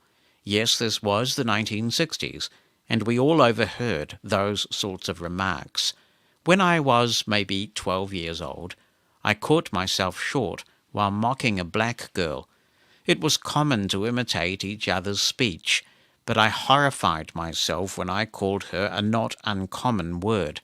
At that moment, I was truly embarrassed and enlightened. I frequently recall this incident whenever I contemplate saying something injurious to or about those who differ from me as to their race, intellect, or politics. Thanks, Andy. I tell you what, kids can be extremely cruel. I think that many of us look back at kids who were less smart than us or in some ways different from us and feel really ashamed. And of course, many of us may have been the victim of that as well. I think one of the things that I found hardest to deal with when I went to a mainstream school for the first time, because I went to a school for the blind for about the first, 7 years of my education and then was mainstreamed for the rest of it, is the teasing and the bullying that went on. It's not something that I often hear talked about, but we would have girls in that situation who would come up and touch the genitals of blind boys and then run away, and you wouldn't know who it was this time, and nobody would take you seriously about that stuff. So I think one of the good things about mainstreaming is, of course, the family connection that hopefully ensues by being a kid like everybody else who goes to their local school and comes home and hangs out with their family at night. But hopefully we've become a lot better about dealing with bullying. Because if you reported that sort of thing when I was going to school, and that's a long time ago now, you were a snitch, you were a narc, you were ostracized for reporting these things. I remember one technique that I did adopt to deal with the bullying of the nature that I was talking about was I would be ready with my cane and would kind of like lash out before the person had a chance to run away. And I actually got into trouble for that. But it was the only way that I could find to kind of administer some vigilante blind justice before the person ran away. And there would obviously be other people who could see who was doing this and what was going on, but they wouldn't tell. They didn't want to be a snitch or a narc. And sometimes, if you did get to the point where enough was enough and you tried to raise the issue, you were told to toughen up. Just ignore them and they'll go away. They'll get bored. So, yes, I think all kids can be cruel. And I think bullying of disabled kids in a mainstream environment is a really real thing, or at least it was. I like to think that we're all more enlightened these days, but I would be surprised if that were the case. I just hope that a much better climate exists for people to report it and for it to be taken more seriously than it once was. Hello, Jonathan and Mosen at Large listeners. This is Jesse from Canada. I just wanted to chime in on what you were saying earlier about your feelings about being a blind grandfather. When we were expecting my son, we were told that there was probably a 50% chance that he could be blind like I was. And that didn't really bother me. I thought, that would be cool for a lot of the same reasons that you gave. Now, he did end up being sighted, but, it was just nice to know that either way, I could still bond with my son and interact with him, and that I didn't have to be worried or have a negative view about him potentially being blind. Stefan is writing in and says, "Hi Jonathan, the COVID situation has brought into sharp focus the need to think about physical as well as mental fitness. We are looking at possible options for exercise equipment for the home, probably an exercise bike. I was wondering if you or anyone within the hive mind knows of accessible machines, possibly with speech output, available to purchase. Some of these machines seem to run on some sort of Android OS, so theoretically it could be possible to install TalkBack maybe." Thanks, Stefan. This comes up from time to time, and we had a bit of a discussion some time back, I believe, on Mosen at Large about the Peloton bikes, so you might want to search on that and find that episode. My understanding is that Peloton have now made their bikes accessible thanks to essentially what you say, talkback being built into the bike. So if it is specifically a bike that you're after and Peloton is available where you are, sadly they are not available in New Zealand, maybe check them out. And if anybody else has any thoughts on accessible exercise equipment, if you have a Peloton bike and you're in a position to give us a bit of a demo of it, that would be super cool. I did reach out to Peloton when the accessibility of their bike was announced to see if they would come on the show and tell us about it. They did not reply, unfortunately, so I'd really be interested in hearing a demo. Mosen at Large Podcast. Here is Joy Tilton writing in saying, I am in the midst of listening to the latest podcast, and one thing that makes me cringe and grit my teeth in utter disgust is when people refer to Braille, with a lowercase b, as a language. It is no more a language than print is, but yes, another way of writing as print is. Yes, I can see calling it a code, and even then there are several Braille codes out there, including different codes for different languages. But we are blurring the word language when we try to state that Braille is a language when it is not, nor should it ever be considered as such. As for whether Braille should be capitalized, I can see a reasoning to capitalizing out of respect for Louis Braille. On the other hand, in the mainstream world, I don't see print capitalized, so even as Braille was an invention for those of us who are blind to read and write, and was named after Braille, I just can't see a must for capitalizing the word in everyday language any more than I can see the word print capitalized, or speech for that matter. Well, I'm going to stop reading this email because I hear this trotted out all the time, and I'm kind of over being polite about this. There is no Mr. or Mrs. or Ms. print, and there is no Mr. or Mrs. or Ms. speech. On the other hand, there was a Mr. Morse, and Morse code is capitalized. There was also a Mr. Celsius, and Celsius is capitalized. So to try and equate the fact that print isn't capitalized when a Mr. Print didn't invent it is just completely nebulous.